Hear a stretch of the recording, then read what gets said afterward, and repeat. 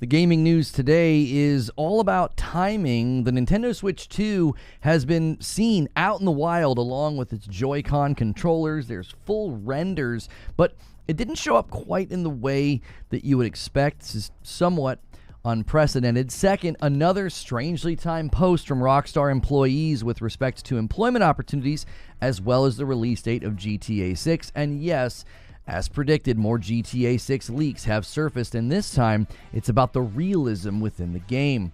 Third, we now have confirmation about how Xbox wants to approach future Xbox handhelds, and it lines up with some of the things we have heard about the future console rumors as well.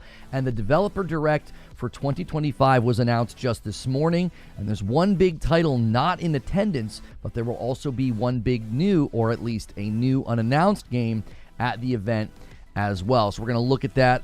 It lines up with some of my predictions, but this could mean one of the big games for this year has been delayed. Lastly, another live service game gets canceled before even hitting the market, and it will likely coincide with some layoffs at another studio as well. And as always, I have a game for your wish list and your radar. I try to add those there at the end of these show opens. I am trying to also go back and add timestamps. Some of you have asked for that. We can't do timestamps until the live stream has been processed, if that makes sense. Once I'm done streaming, YouTube has to process it so that I can go and make those types of changes. So sometimes that doesn't happen as quickly as others. And as always, if you want to support the channel directly, the best way to do that is with a paid membership.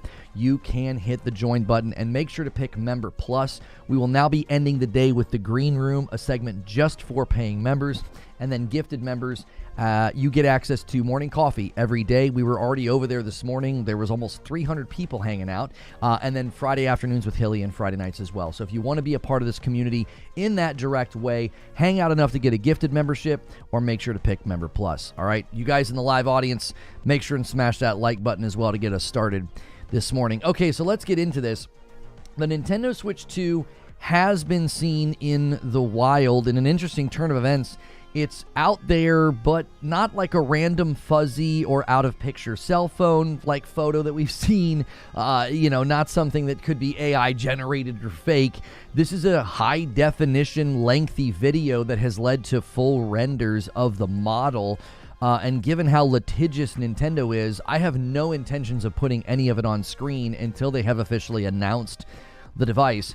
We also have some commentary from a former Nintendo employee about why none of this will force Nintendo's hand to announce or show it earlier than planned. So at CES 2025, there was an accessory company that had a replica of the Nintendo Switch 2 in their hand. This comes from Game Rant. They say one such company is Genki, which according to a report from German language website Netzwelt, revealed a physical replica of the Switch 2 behind closed doors at CES 2025. The replica, when Genki said, was the exact dimensions of the Switch 2 hardware and was available for attendees to hold and feel. Now, there are videos on Twitter of this device, okay? They also had videos of the Joy-Cons coming off and connecting to like a comfort controller grip that we've seen before. Now, this might be the first time we have seen a new console in clear video and imagery from multiple angles well before it's been announced. This was not a leak, okay? This wasn't like a Nintendo event. This wasn't somebody like sneaking a snapshot. I mean, these are lengthy looks at the device. My question is why would Nintendo allow these companies to do this and not be under some form of strict NDA? If you sent them a replica to design accessories around, you would think that would come with a pretty strict contract. Or maybe the Nintendo Switch 2 was planned and announced. I think they were thinking that it was going to come out sometime in 2024. We remember there were reports that indicated the Nintendo Switch 2 was delayed and pushed back into 2025. It's possible the contract did not account for that. So these accessory, companies were under contract maybe until sometime in 2024, and that was not amended. Krista Yang, however, a former Nintendo employee, took to Twitter to dispel any notion that Nintendo may announce or adjust their announcement in response to this. She said, as wild as these leaks are, Nintendo is going to stick to their plan. They have a date in mind, and they are not budging no matter what. According to reliable sources, including the Game Awards Twitter account, Nintendo will announce the Switch 2 before the end of March. This lines up with their commentary in some of their earnings calls about how there would be no hardware until the end of the current fiscal year. So if you want to get a good look at the Nintendo Switch. So Mule, somebody who's here very often, they kind of called me out on Twitter and they said, this looks like a more serious device. I will admit, if the color scheme is accurate, the Nintendo Switch 2 does look like a more tech-oriented device and less of a toy-oriented device, which would be a bit of an identity shift for Nintendo. The Nintendo Switch has always sort of looked toyish with the color scheme and the design, and the current models that we're seeing for the Switch 2 look a little bit more mature, or something that would appeal to an older audience. I don't think Nintendo only appeals to children, by the way. I think most of their audience are adults, if you look at the reports and the sales figures. However, this may appeal to people who are somewhat distant from Nintendo based on how they've sort of marketed their brand and their products in the past. Now, yes, we've got more GTA 6. Anytime they're in the headlines, I'm going to throw them in the show. You guys know this is an unavoidable Leviathan every single year.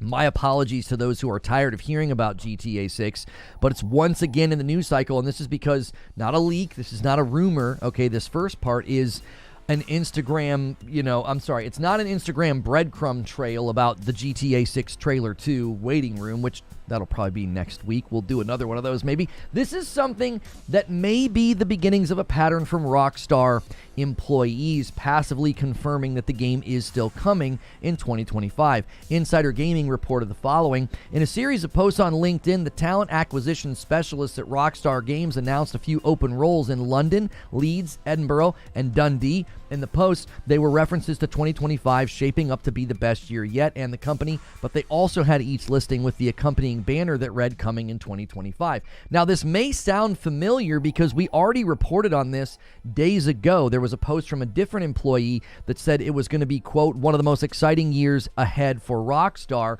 And then this one now is a new post phrased differently, but they still use that banner with the coming in 2025 right there on it. Now, first, this indicates a handful of things to me.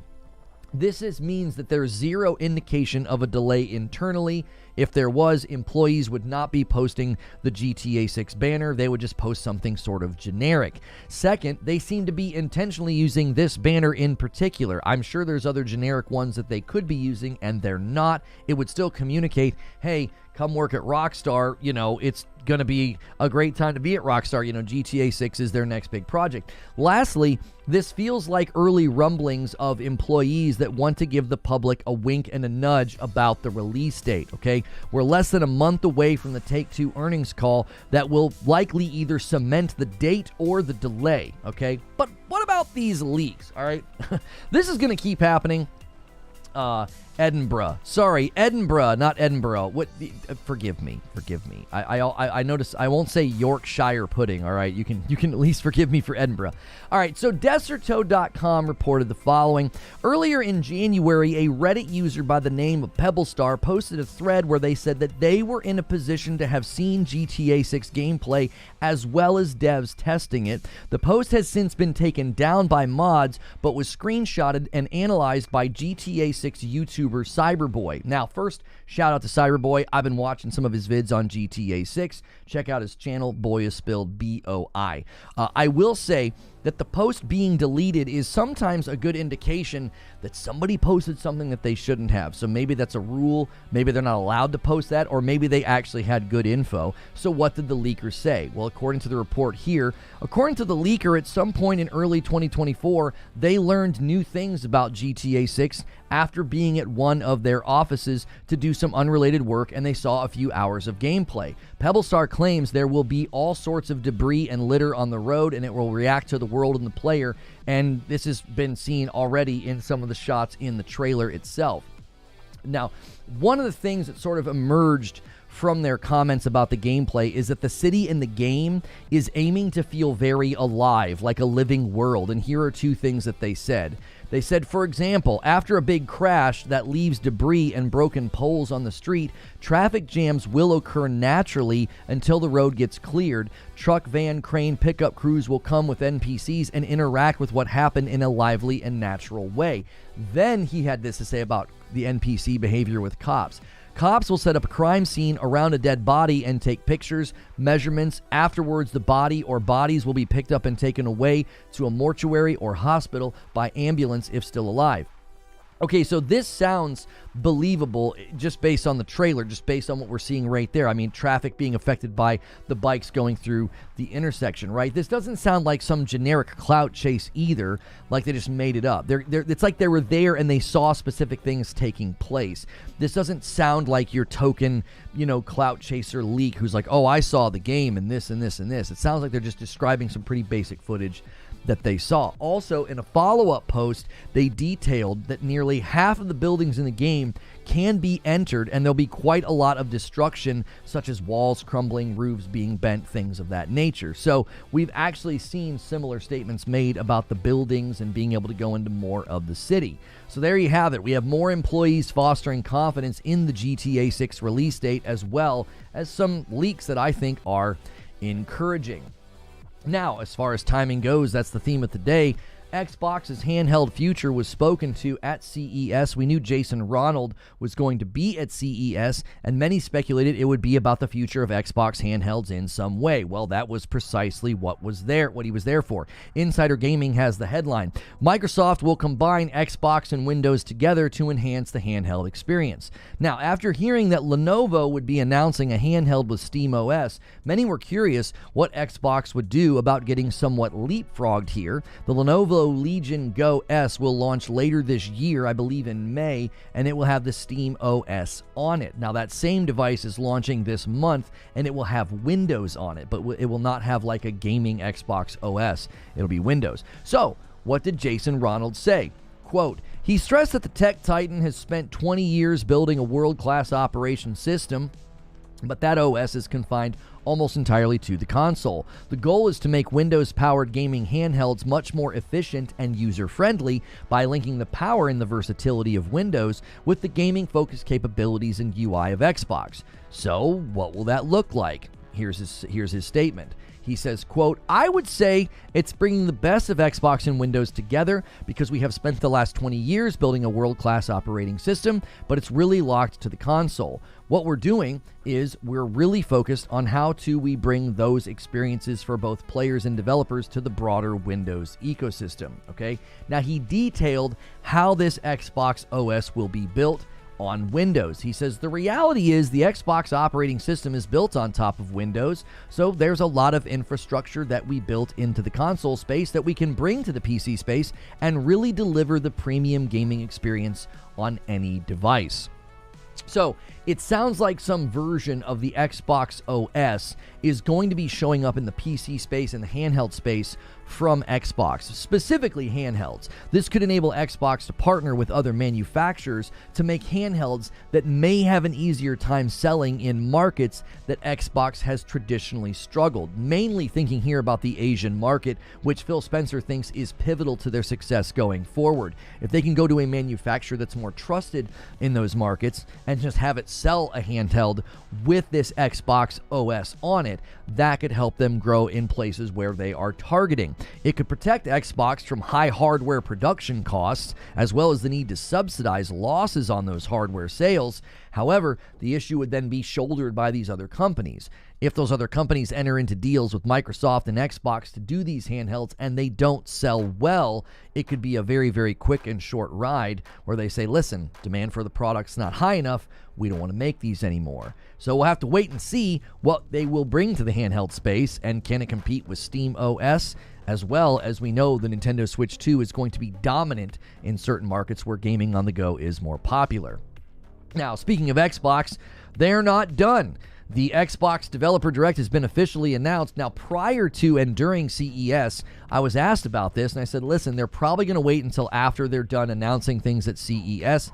I also said it would likely land between the 21st and the 23rd, and I was right. As soon as CES announcements were over for them, they announced this morning that the Developer Direct of 2025 will be taking place on January the 23rd, and it will be at 10 a.m. Pacific, 1 p.m. Eastern. We will co-stream that event, so make sure you're subscribed to the channel.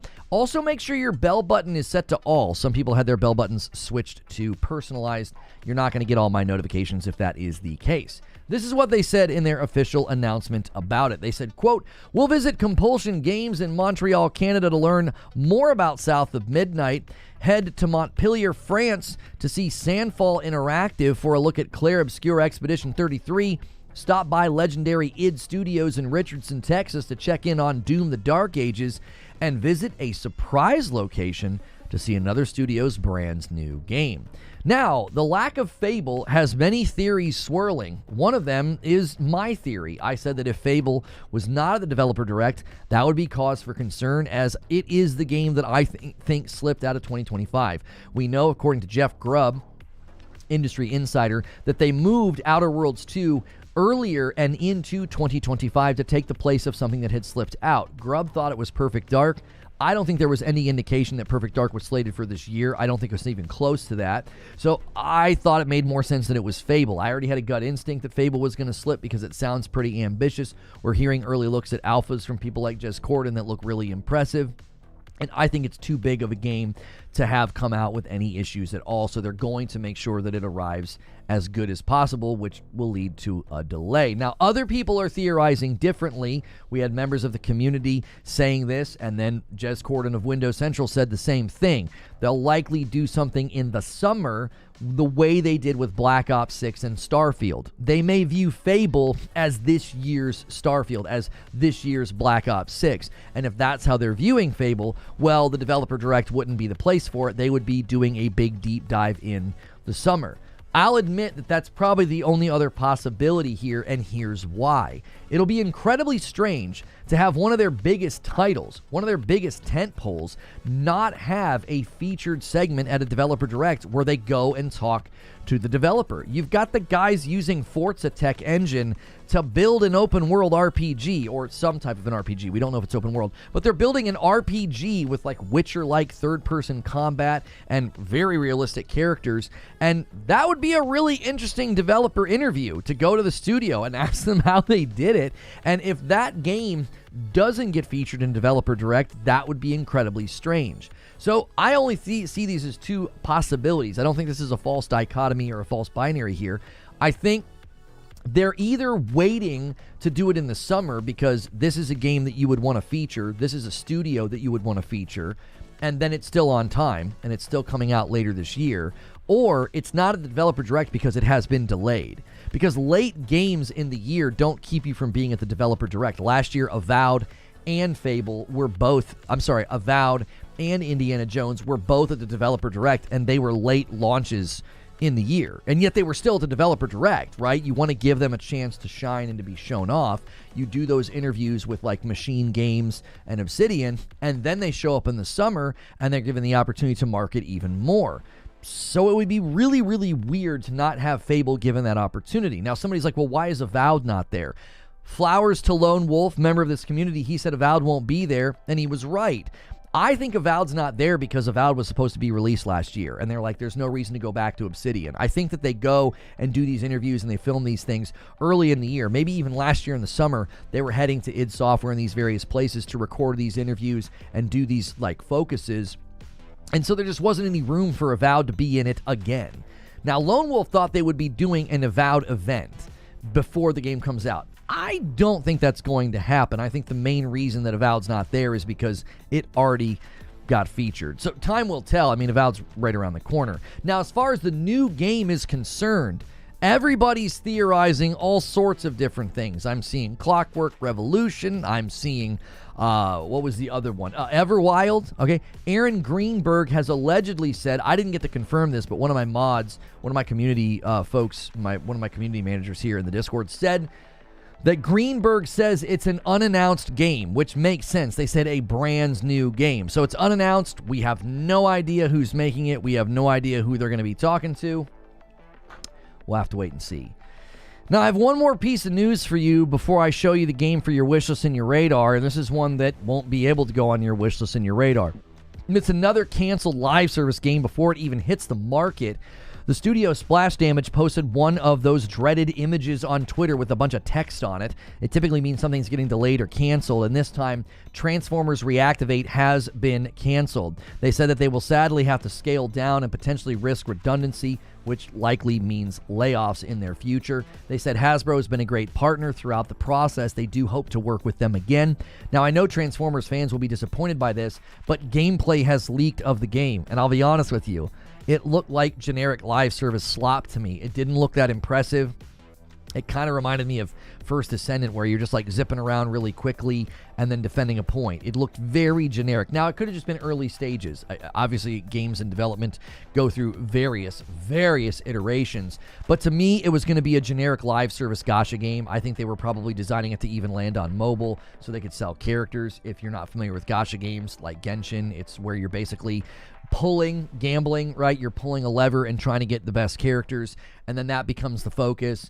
And I don't like that kind of monetization. I don't like that kind of structure, and I really think that game was headed that way. So I know it's a bummer to have another canceled game, but I really think if you're going to do a Transformers game, something sort of adjacent to like a Helldivers 2, where you have like maybe like squad-based combat and it's PvE, maybe you're getting loot, very action-focused, I would be okay with that. I just don't want something to focus on basically trying to sell the Transformers themselves, because I think that's where people are going to see dollar signs for a Transformers game, because the Transformers are kind of the centerpiece. So I've got a game for your wish list and your radar, all right? So this one was put on to my list and my attention by a community member here. This one is called Steel Seed. They describe it this way. It's a single-player stealth action adventure game set in a dark sci-fi world.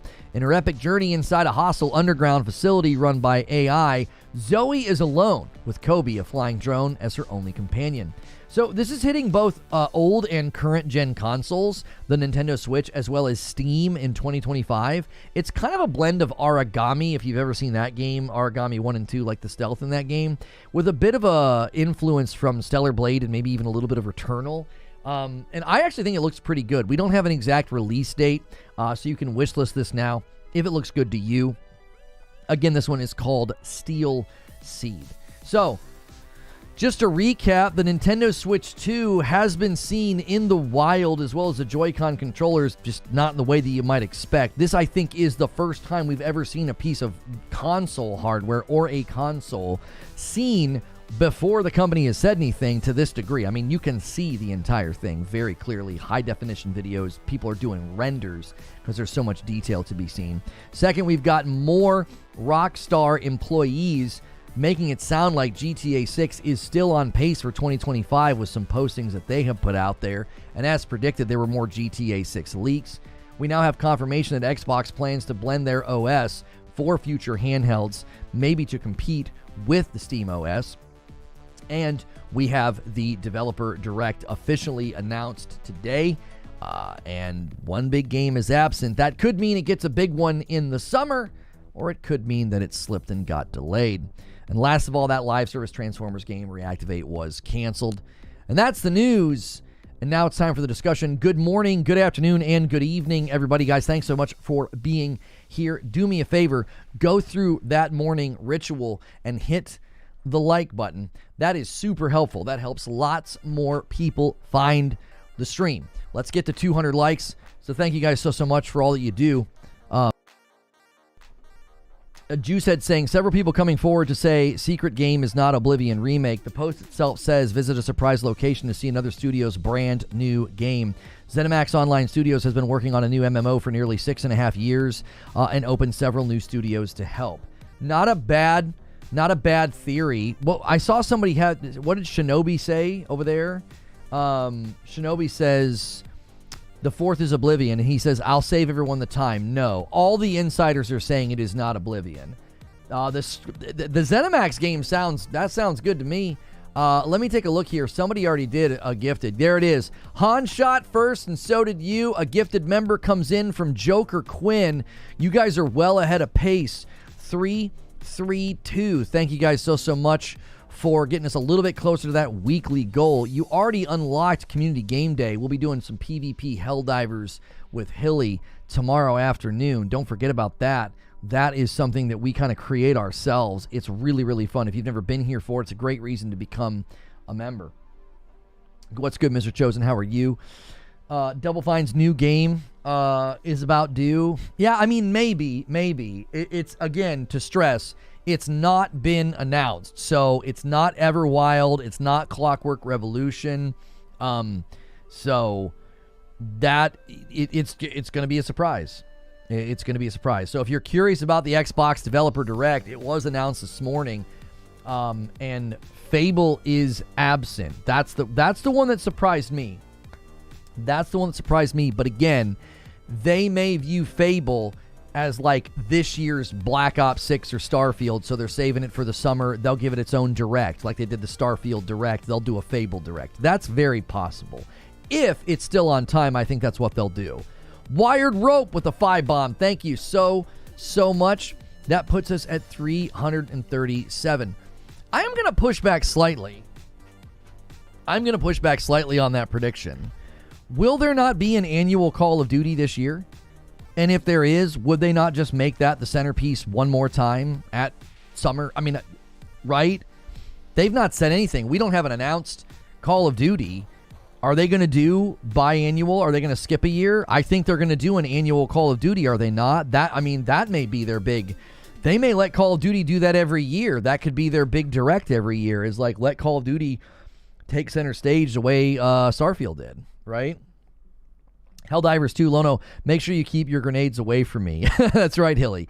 That's right. We need 30 more likes for 200 likes. Guys, thanks so much for all the support lately. And man, that like count really helps. When you guys go crazy on that like count, oh boy, does it bring in the folks. And there's a lot of people that are still continuing to commentate about the GTA 6 thing. I continue to think we're going to get more and more GTA 6 leaks every day. I think that's just going to continue to happen. That's, to me, that'll be the theme this year. That will be the theme this year, is that they're just going to keep leaking stuff. And people are like, well, when's the silence going to end? You know, I'm out here saying soon. Soon, I hope. So I'm good. Fam's ready for another fire show. Thank you. Too soon for a COD announcement. They wouldn't undercut the current Call of Duty. Yeah, how do you handle an annual release of COD now? How do you do it? You know, I really am curious how they think they're going to handle that marketing. You know, ain't no way. You see, I really do wonder if you're trying to do the annual release of Call of Duty, how do you do that now and not absolutely? I think you've got to wait until the summer. Hilly says, not sure a banner will stop them delaying if they need to. I don't think that the banners being used on these GTA 6 postings, I don't think that those banners mean that it won't be. It means that it's not delayed as of right now. It is not delayed as of right now. No way. No way. Because the internally, these people would know if it had been delayed. They wouldn't be out here posting. Part of me thinks they're posting the way that they are because they're trying to make those passive assurances to the community.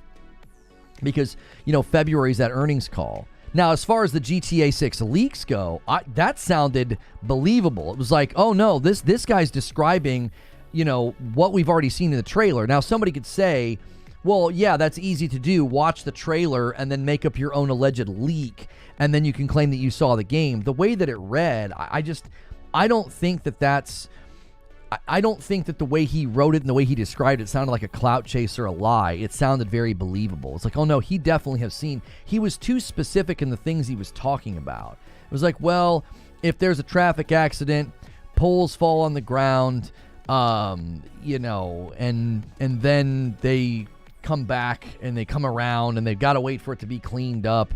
You know, the way that he described it, it just didn't. It did not sound like somebody who was like trying to clout chase. It sounded like somebody who has actually seen the game and was saying, yeah, I saw a couple instances of the game world reacting to things in a dynamic way. You know, the cops will show up, and the way he described the bodies, like, well, if there's bodies, they'll either put them, you know, and take them to a mortuary, or they'll take them to the hospital if they're still alive.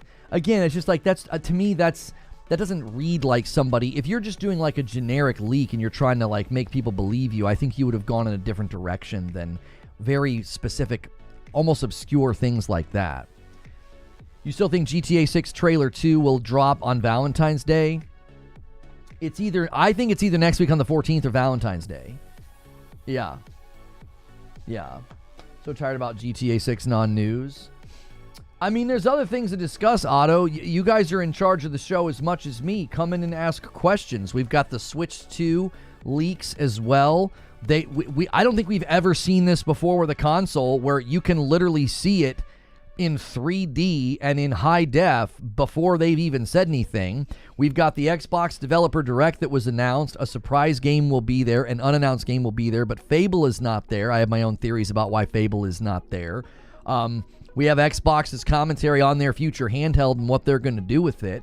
Unless you're saying you're tired of the non-news, like you want them to say something. I mean, I'm not sure why, if that's what you're meaning.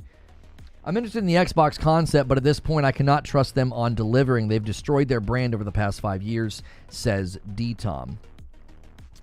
I am more confident in the Surface team at Microsoft bringing out a good handheld and a good operating system. I'm confident that they can do that. I think the big question is always going to be, is there demand for what they're doing?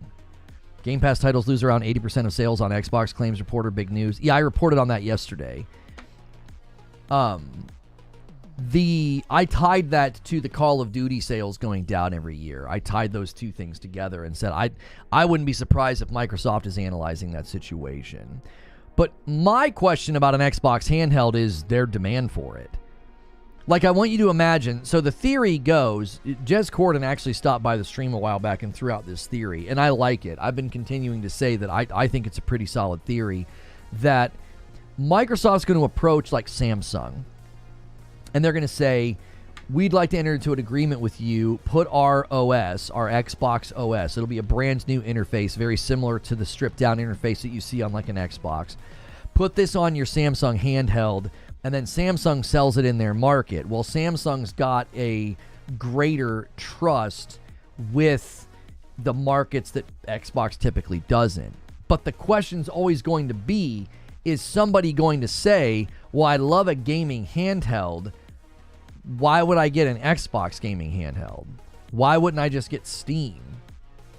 The Steam OS is ready to go. It's got a stupid amount of games. They're first to market with the Steam Deck. I mean, not first to market against the Switch, but as far as like a handheld PC, a PC gaming device, not a handheld PC, but a handheld PC gaming device, like Steam was kind of first to market. So the question would be, wouldn't somebody say, well, why would I want a handheld Xbox? Like, the beauty of, like, let's just take the Legion Go that came out right now. You can get it. The Legion Go, I think the S is coming out in May. That's the one that'll have the Steam OS on it. Right now, you'll be able to get it with Windows, and then you can just run stuff on it and play games on it, and you're not restricted at all. If there's one that is limited to Xbox OS, it's almost like that would feel like a notch down, because now you're just specifically limited to Xbox. You can't like load up Steam, so it's almost like, would they enter into an agreement to do dual boot devices or something? Because if you buy the Windows version of the handheld, well, then you can put Steam stuff on there and you can run the games. You don't necessarily you're not restricted to Xbox. Will Lenovo Steam OS have Game Pass? No, it'll be Steam. You'll be interacting with Steam. It won't have Windows. The operating system will be Steam. That'll be it. That's what you got. That's what you get. So I don't know. It's like, are people going to want that? Are they going to want basically a handheld Xbox? Because that's what it'll be. Maybe it's both Steam and Xbox, one device. That's what I thought they were going to announce. When Jason Ronald was said to be there and there was going to be this Lenovo event and there was going to be a Lenovo device with the Steam OS, I thought, then maybe it's a dual boot device where you'll be able to boot it with the Xbox OS or Steam. You just pick. Because if I'm going into the handheld market right now, there's going to be the Switch 2, and then I would want something that can do both. I would want something that can do both Steam and Xbox stuff, not just one. Especially since all Xbox games hit Steam, do they not? So why, unless you really wanted Game Pass? I think the ideal platform would be Windows-based, but has Steam integrated in or at least a quick access to launcher. Right. I'm curious what the demand would be like for a device like that, because I think if Microsoft greenlights it and says, yeah, go ahead, you guys take a crack, do this thing, if they have another hardware venture that doesn't go very well, Microsoft's pattern would be to say, kill it, like they did with Windows Phone. And I mean, they killed Mixer very shortly after trying to get started. They threw big money at big creators. It didn't turn into anything, and then they killed it. So Microsoft's pattern would be to say just kill it if it doesn't do well. If it's another hardware venture that they feel like isn't worth it. Not just them, like let's say they do partner with Samsung and Samsung makes the handheld and it doesn't sell well. I mean, Samsung's not gonna be like, oh, let's do that again. But for Steam, it will have the handheld APIs, but can use the back end of Steam to play Steam games. Are you talking about the OS? For Xbox handheld, Steam will operate like the Game Pass app. Joker, I don't know. Let me make this clear. Right now, you can buy a Lenovo Go, and it has Windows on it. So it can run Steam. They're talking about launching a blended operating system that sort of blends Windows and the Xbox OS into an OS for an Xbox handheld. I don't know if you'd be able to run Steam on that. It would basically be like a handheld Xbox. You can't run Steam right now on like a Series X because it's an OS, it's an operating system where Steam isn't there. They said Windows Xbox OS, so they're releasing a light version of Windows that can run all PC games and can sideload old console games. It's never going to be a locked Xbox OS anymore. So Paul, that's what I'm driving at. That's literally what I'm driving at. They're going to have whatever this OS is, you're going to have to be able to sideload Steam, and that sounds an awful lot like one of the rumors we heard about the next Xbox console. We heard a rumor that it would be sort of like a PC that you could sideload Steam on. This operating system could get them there. Maybe it starts with the handhelds, and then maybe whatever the next console is Xbox brings to the market is quite literally this operating system, and then you can sideload Steam. How'd that work if you got to pay for online? You get pay for online for the Xbox stuff, not for the Steam stuff. As soon as you boot up Steam, it would just be, oh, you got internet. I'm good. I can do my thing. That gets even more complicated if suddenly you're going to the store and you're buying an Xbox and you can sideload Steam and you can install God of War. PlayStation might say, we're not okay with that. Well, that's not something that we agreed to. We agreed for it to be on Steam on PCs, not on Steam on Xbox devices.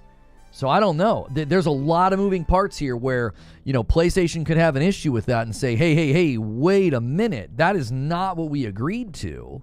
That we do not want our property on an Xbox device. And it would be a big win for somebody like me. There's all these little indies and all these little co-op games that come out. And I'm like, man, I wish I could just play this super easily in my living room. Well, that's what this could give me. It could give me an OS where I can have access to all my backwards compatibility Xbox games dating all the way back to the 360, and then I could sideload Steam, and I could play all those Steam games that I like. I bet PlayStation doesn't allow that. I feel like PlayStation would have an issue with that. Sony will hit the brakes on PC releases. I don't think they would hit the brakes on PC releases. I think they would just talk to Steam and say that can't be allowed. That can't be a thing. Our games cannot be playable on an Xbox device. That's not why we did this. PlayStation, according to Herman Hulst, they view the PC platform as additive. That's a market for them to put stuff later in the hopes that they end up deciding, hey, I'm going to go get a console because I want to play the sequel. That's their goal with hitting PC. They're adding a console experience to Windows just really. Its code name was Thin OS years ago. Microsoft owns Windows. Windows has Steam. Steam app could be on the Xbox handheld, and then you could play PlayStation games on your Xbox. Right, that's exactly what I just said. I think PlayStation would have an issue with that. I think they would say, nope, our games can't do that. Your day about to be a nightmare, huh? PlayStation would... I'm sorry, I already read that. Lono, that would also allow VR games on Xbox via their partnership with MetaQuest. Are you saying that like VR as in like through Steam, like the VR games there? Or are you saying it would open up something else? If they sell that game, I bet they don't care. More concrete reason why day and date will never happen. They'll stick to 12 to 18 months. I mean, I could see PlayStation shrugging that off and being like, who cares? They'll play a great game, and maybe that's just more people playing God of War. That's just more people playing Spider-Man. It might make them want to get a PlayStation. I mean, they might shrug at it, but I don't know. By the time it happens, they may view Xbox completely differently. They may be like, we don't care. They're not a competitor anymore. They're basically a PC platform. They're basically another market that isn't trying to compete with what we do. What is this about here? From Matt Piscatella about leaks. What's he saying? As being pointed out in the replies, most of Nintendo's potential consumers are not terminally online and have no idea what the leaks are. Matt Piscatella says, yep, and none of the leaks matter in any meaningful way and will have no impact on how whatever it ends up in selling. The whole thing is comedic, however. Yeah, I don't think you're going to see I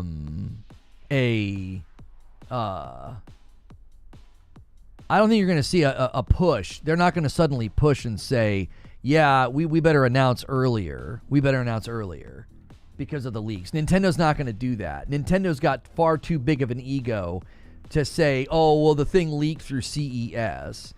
Hey, Snow Dragon does a Member Plus brand new. I count those as 2 in the goal for the week. 339. We have a huge goal with Member Plus. If you guys decide to support the channel directly, make sure you pick Member Plus. It's $6 instead of $5, but I can differentiate between paying members and gifted. We end every day now with the Green Room, a brand new segment brought back. We did it for a while. It's brought back. Every day ends in the Green Room, and you need to be on Member Plus if you want to be a part of that end of the day segment. Xbox is partnering to push apps through Everything is an Xbox, a small form factor device that can play the Xbox ecosystem. If Steam doesn't react, Sony will for sure hit the brakes. Hilly says, Sony wouldn't be able to do crap. They agreed to put the game on Steam. Steam cannot stop third-party hardware running Steam. That's against a crap ton of competition laws. Yeah, but their contract could stipulate, Hilly, that they're in agreement to have their games on Steam so long as it's on a PC. What happened to Writer's Room? Writer's Room's not necessary anymore. The Green Room will serve that purpose. Writer's Room's not needed. We also have been extending the live streams. Most of my live streams for a while there were like 2.5 to 3 hours. I've now been going for about 4 to 5 hours. So we've kind of cannibalized that block of time. Like, I can't give that. So members now get morning coffee. All members get morning coffee. We do a longer live show, and then we do the Green Room.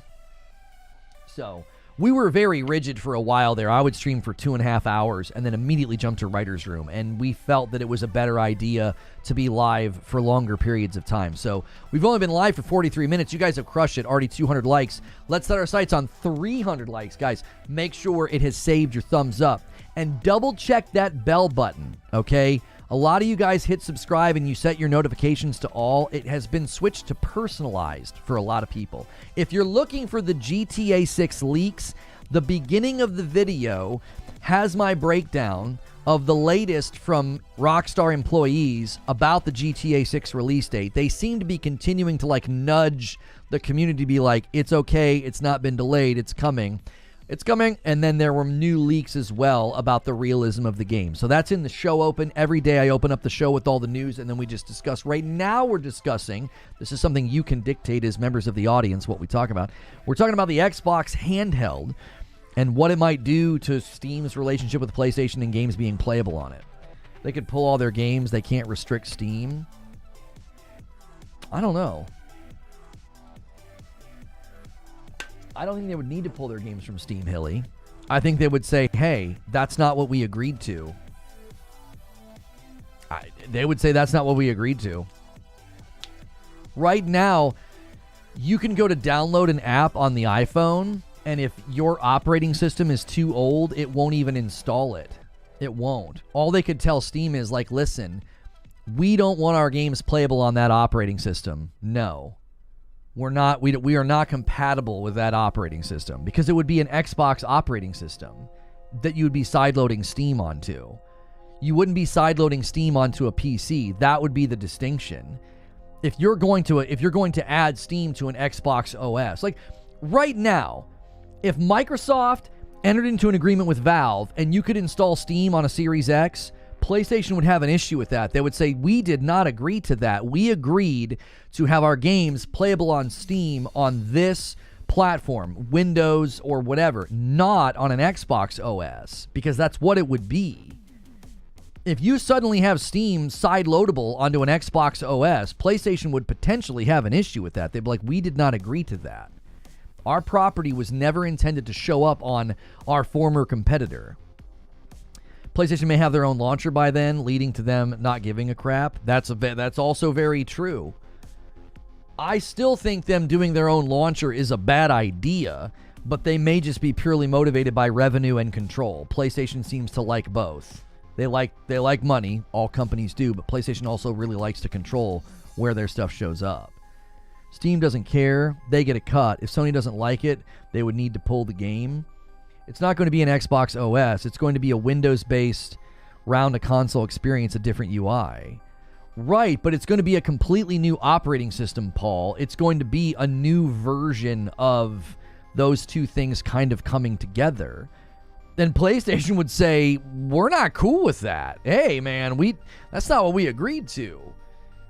Because listen to Herman Hulst's language when he talks to the earners, the shareholders on those earnings calls. He doesn't say Steam, he says PC. PC is the platform. They're okay with their games being on PC. If an Xbox comes to the market and you can sideload Steam, they'd say, hey, that's out of our business interest. That's a platform that we don't want our games on. They see PC as an additive market. Landing on an Xbox would not be that. A $5 super chat tip from Edward. He says, think of it as a Windows device with an Xbox and Steam app. What then? That's a legitimate question, Edward. That's a question for PlayStation. I'm just theorizing. I don't give a rip. I think PlayStation would have an issue with it. I don't care. I was fully in support of Helldivers going to Xbox. I don't care. As long as it doesn't hurt the quality of the game, more people could play it. That's better for your live service funnel. That stuff doesn't matter to me. I don't care. The only reason I've always supported either exclusives or timed exclusives is because we get better quality products. You get a better quality product when, like, this dev is building for this system. I feel like we get better games. I feel like PlayStation first-party studios have proved that time and time again. Nintendo games prove that time and time again. The fact that Breath of the Wild runs on the Nintendo Switch is insane to me. Like, that's what you get. Now, obviously, the 30 FPS is frustrating, but the game itself is incredible, considering the power of the Switch.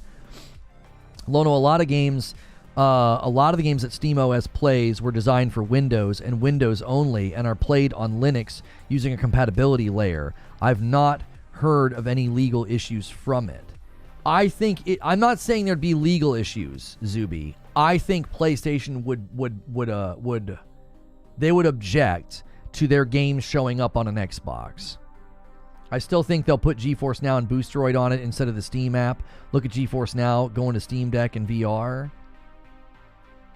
I don't care this way or that way. If you were to buy this alleged, this is all hypothetical. There's an alleged, Xbox console that'll come out with this new hybrid version of the OS, and you could install Steam and you could install God of War.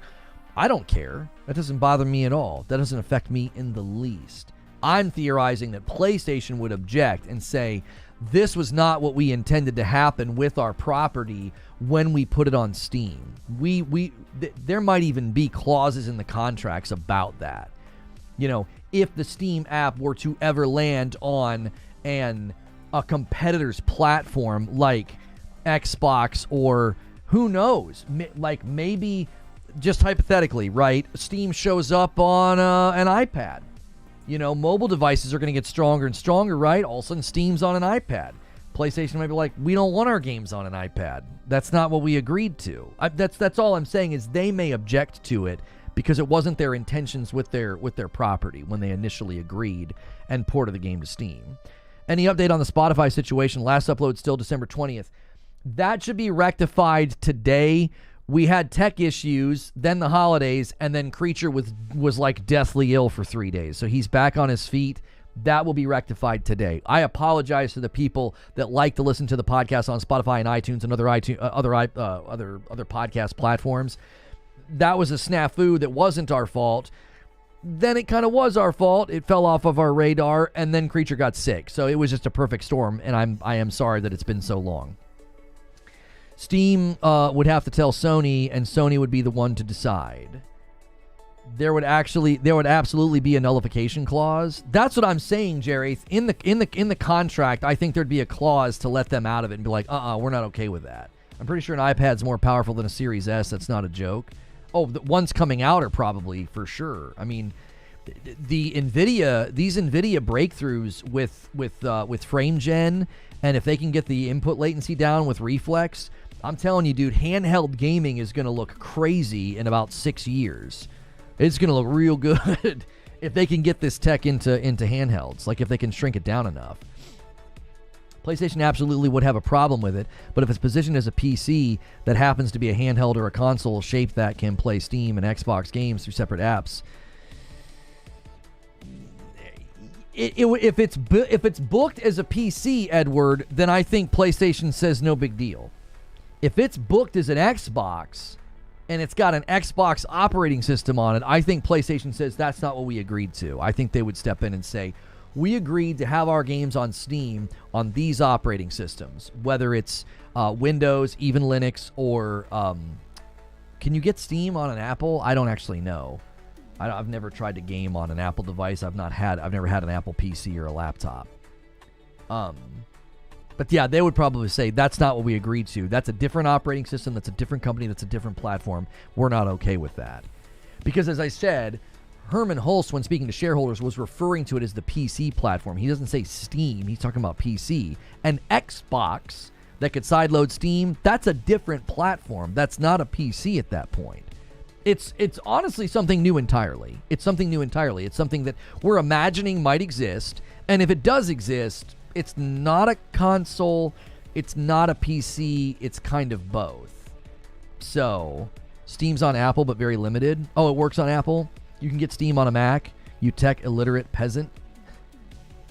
Why would I know about where I could get Steam on devices I don't have? I right now don't know what you can or can't install on an Android phone because I don't have one.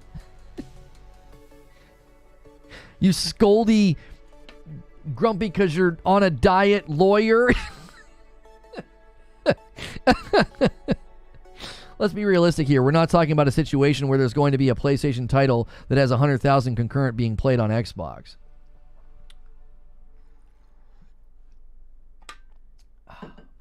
Because you cover video games for a living? I don't really cover PC stuff, though. I don't cover Steam and Apple. That's my point, Jake, says Edward. Maybe this will be their plan by making everything an Xbox. Not saying Sony will like it. It'll just be interesting to see what they can do about it. Yeah, we'll see. If you guys are just tuning in, there was new GTA 6 leaks. There were new postings from more Rockstar employees seeming to cement the GTA 6 release date. There was also information about the Xbox handheld. The Xbox Developer Direct is 2 weeks away. Fable's not going to be there. Why? That was some of the big things from my show Open. If you've never been here before, it's a safe for work broadcast, lively debates and discussions. Make sure you hit subscribe so you can talk in my chat. If you're already subscribed, double check that your bell button is set to all. It got switched to personalized for a lot of people. And hit the like button. Let's get to 300 likes. I guess I'll treat it like your vague understanding about graphics cards. Like, it's not malicious ignorance, but I'm not coming to you for help. That's good. Zubair. That would be like going to someone who plays a doctor on TV for medical advice. Like, they know some of the terms and words, but they can't help you.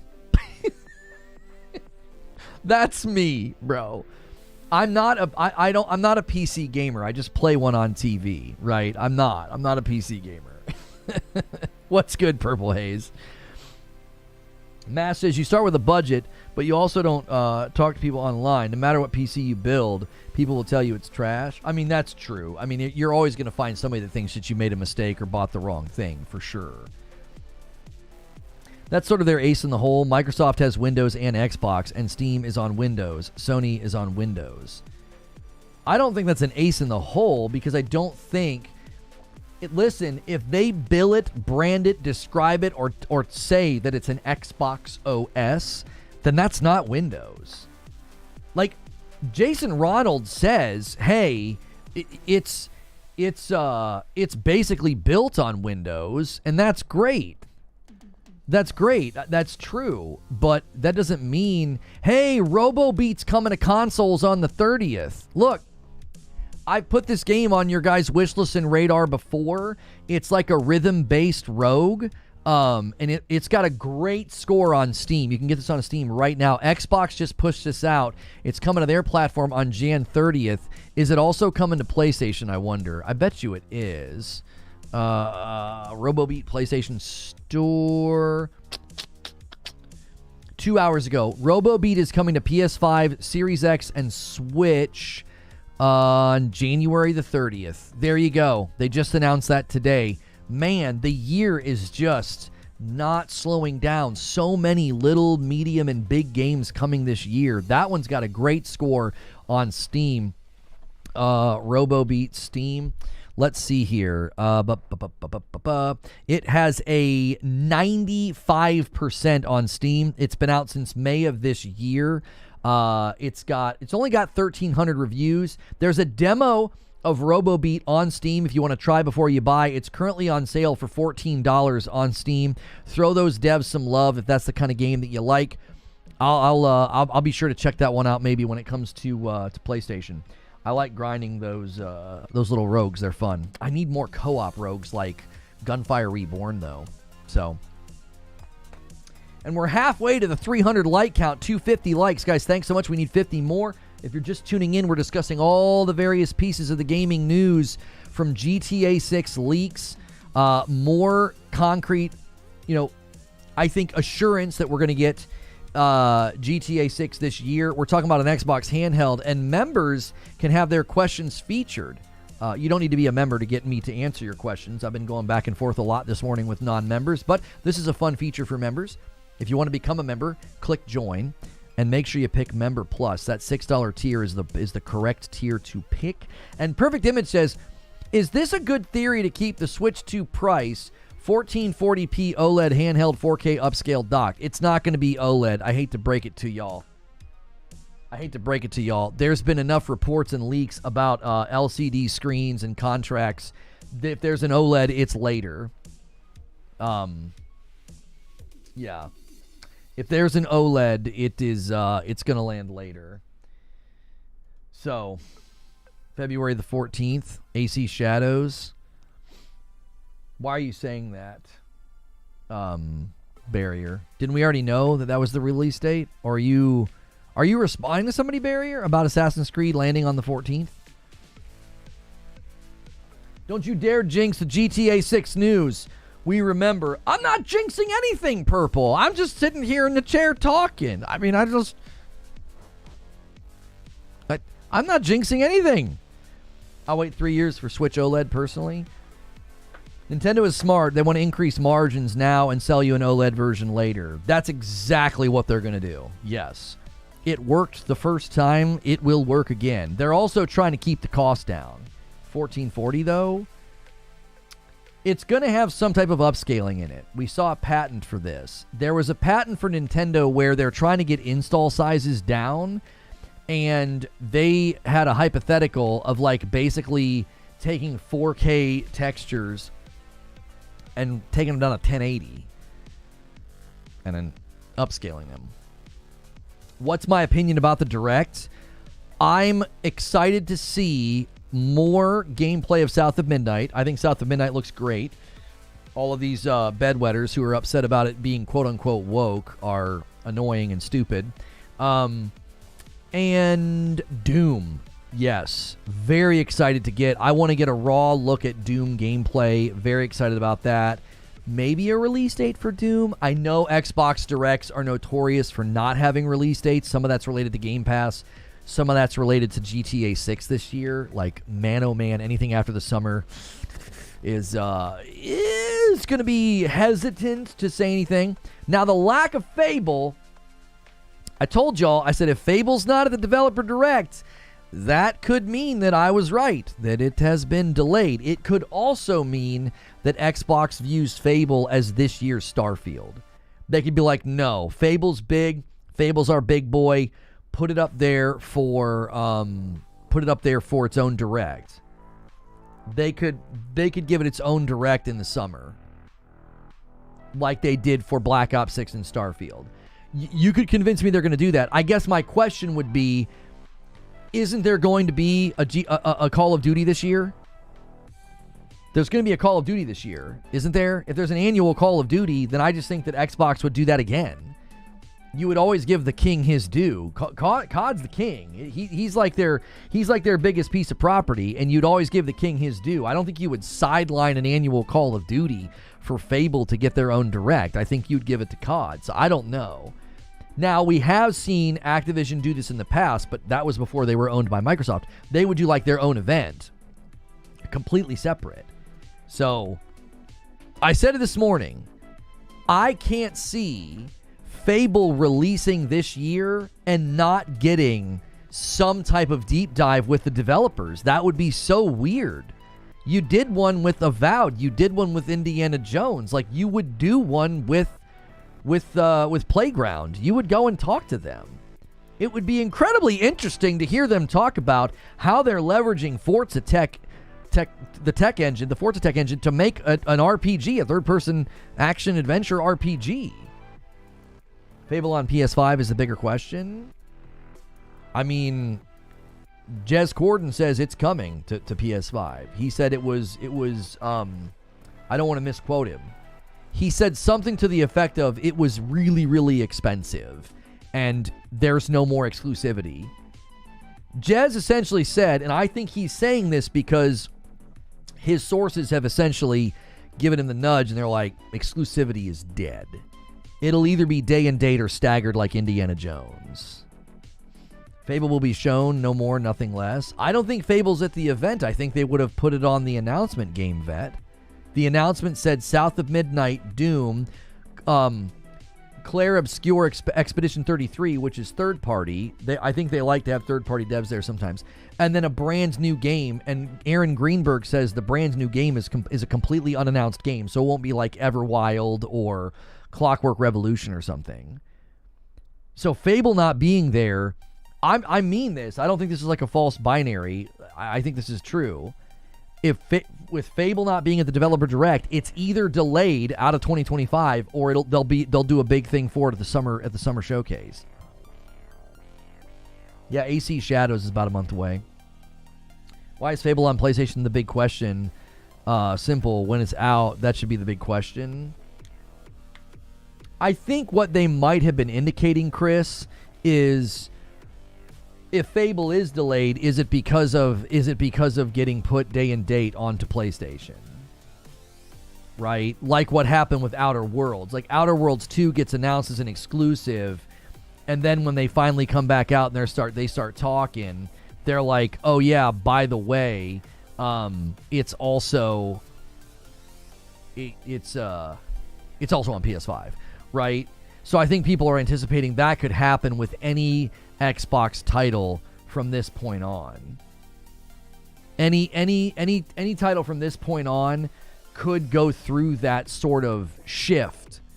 Fable gets delayed, all of a sudden it's on PlayStation. If you guys haven't hit the like button yet, do it. We need 40 more likes to get to 300. That'd be the fastest we've ever gotten 300 likes.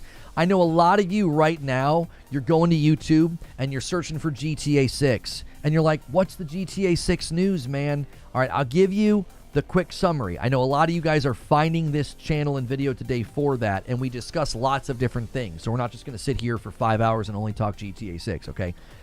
The latest news is that we have two things. We have new leaks about the realism of the game, like if there's a car accident or dead bodies, the world is going to react to those things in a dynamic way. This guy claimed to have seen gameplay footage, and it sounds believable. His post was deleted. And we have more postings, not just one, but now more postings on LinkedIn using the banner that says coming in 2025. That, to me, signals that it has not been internally delayed yet. It's still on time, because if it had been internally delayed, these employees of Rockstar would be instructed to use different imagery. They'd be like, stop using that imagery, please. I think they're really doubling down on the GTA 6 release date. I think they've got that banner made intentionally. I think when they drew up all the marketing and they put that in the logo, by the way, coming in 2025 is like in the logo. I think they're doing that, and we're now a month away from the Take-Two earnings call because they're very confident in the release date. I'm gonna continue to hold to that until I hear otherwise. My interest in a lot of the newly acquired Microsoft property is on a game-by-game basis, says Corey. As of now, I am not interested in Fable because I wasn't interested in the games prior. I'm interested in Fable if what Jez Corden saw is accurate, and he said it was like an alpha build. I'm like, dude, Fable sounds sick. Fable sounds real good. Just give me good performance. Just give me good performance. I swear. I swear, if Fable launches at 30 FPS, I'm gonna blow a gasket. I'm gonna have an aneurysm right on stream, dude. Like, Avowed launching at 30 is not that upsetting because I wasn't that interested in Avowed. It doesn't look like my kind of game, but good golly, if they launch Fable at 30, bro, I'm gonna have a problem with that. But if it hits the quality that we're hearing from Jez, I think it sounds great. I'm super interested in Doom. I'm like hesitantly interested in Blade. I'm curious how they'll do it. If it ends up sort of feeling like the Dishonored first person dashing around with a sword, like I'm really hoping I'm really hoping that Blade is third person, but knowing the studio, it'll likely be first person. I don't know. Have they said anything to that? I feel like we've had this discussion before, and now I can't remember. So we've also got some questions and some discussion about the Nintendo Switch 2, which I know a lot of you guys are not a fan of the Nintendo Switch, but the Switch 2 could change that. And Enjoy submitted a members question and said, do you think that the Zelda games will be 60 FPS on the Switch 2? Listen, if there is not some semblance of a standard for the Nintendo Switch 2 where 60 FPS shows up somewhat consistently, that will be very, very bizarre. I think it would be very bizarre to release brand new hardware in 2025 if it's docked and it can't consistently get 60 in games, like you're saying, like even the old games.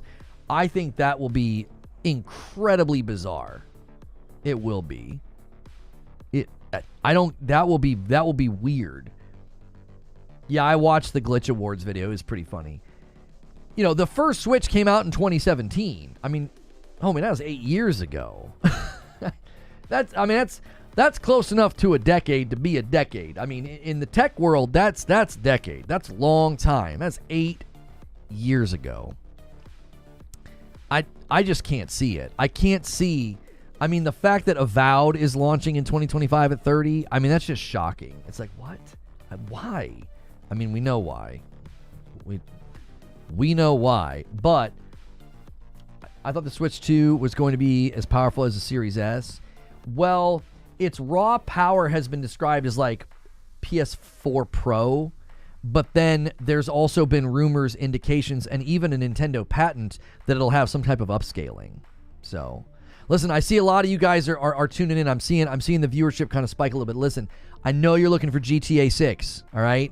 If you got questions about the news, about the GTA 6 leaks, I covered that in the beginning of the show. You can rewind and watch that segment or just hit subscribe. You can ask a question in chat. I'll be happy to answer any of your questions. There was new stuff that developed in the last 24 hours, but I'm not going to just keep repeating it unless you're here actively asking about it. I've repeated a little bit already. We're currently moving around all of the other subjects. This is a variety gaming news show. You'll notice the thumbnail's got like a lot of different stuff on it because we don't just talk about one thing for the entire duration of the show. Does Nintendo really care? They know their stuff will sell either way.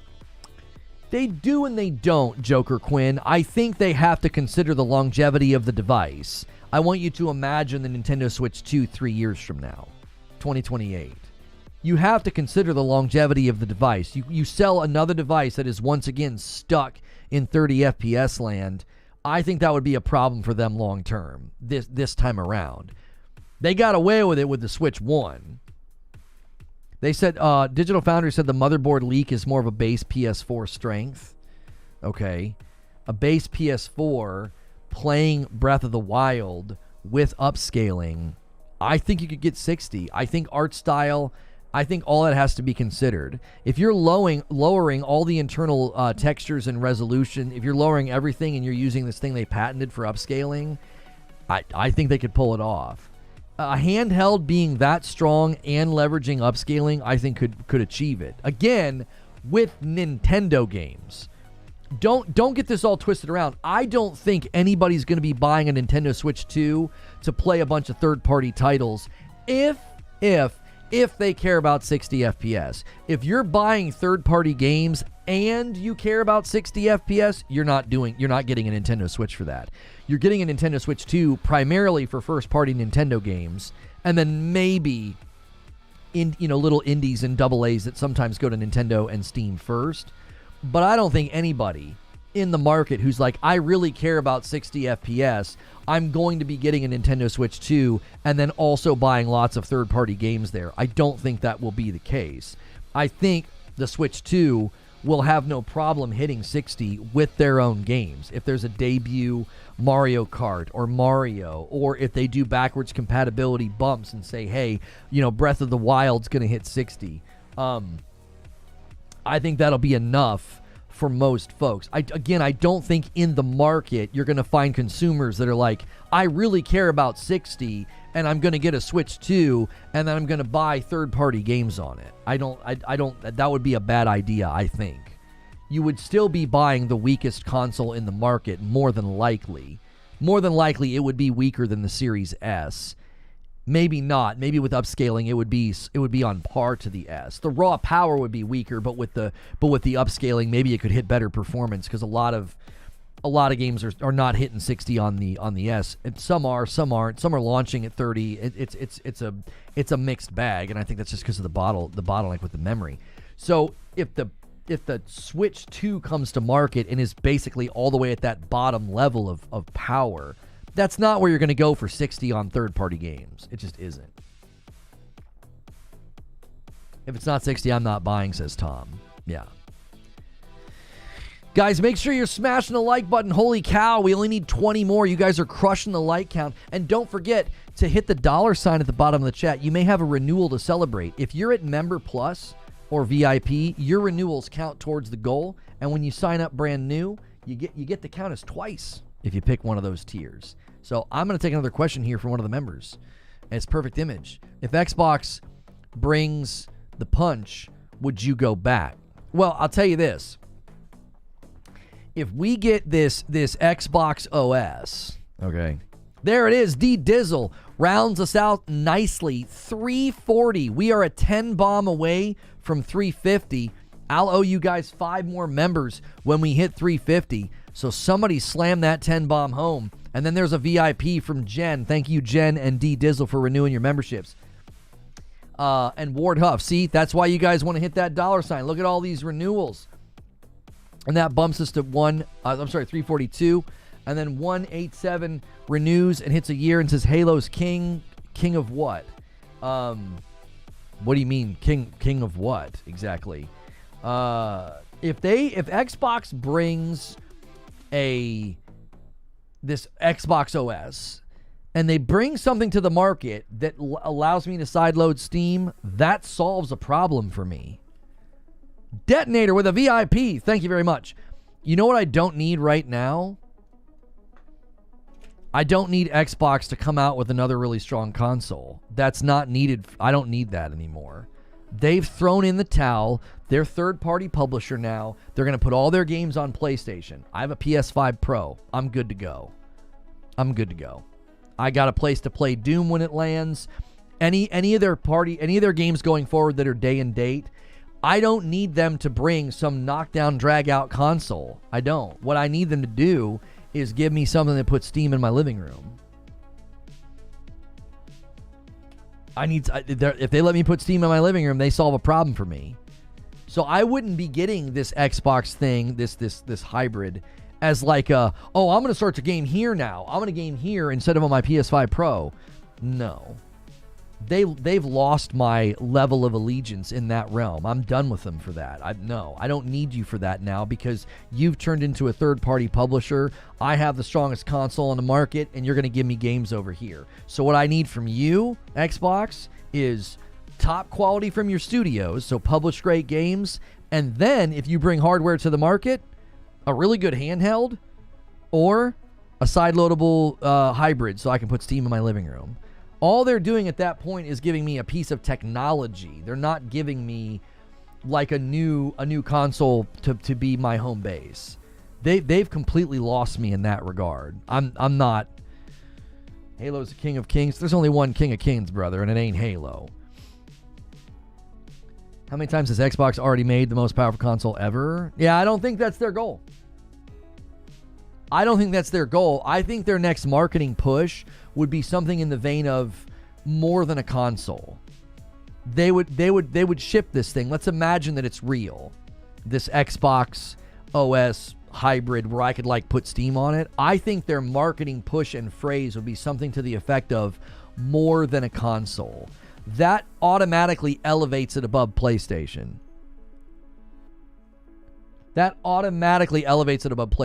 It's like, no, we're more than a console. PlayStation's 5 Pro is a console. This is more than a console. That's what I think they would go. That's the route. If I was in charge and that's what we were doing, if I was in their marketing team and they're going to do this like OS and this side-loadable thing, I'd be like, that's how you make yourself stand apart, right? It's like in that episode of Mad Men, right? It's toasted.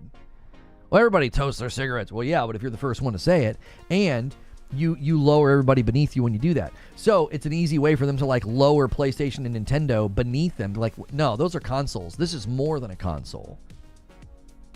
This is now they would want to stay away from, all-in-one entertainment device, and they don't ever say the frickin' word TV again about your dadgum device. Nobody cares. Nobody cares about that. All right? No, Silver Mist. You couch it as more than a console, and you stress games, and you stress access. The Xbox One was not more than a console. They tried to turn it into an all-in-one entertainment device, and they stressed TV. Nope. No. Don't do that again. I'm not even advocating for that. I'm saying you would say more than a console, and you would stress just an overwhelming amount of access.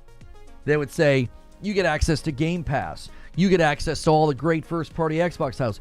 You get access to Steam. Look at the Steam library. Look at the number of games here. That, I think, is how they would stress it. If you center more than a console around games, you don't run off the road like they did with TV. Yeah. I think, and I'm only saying this to push back on the notion, like, I don't think they'll ever come back to the market and stress power. I don't think so.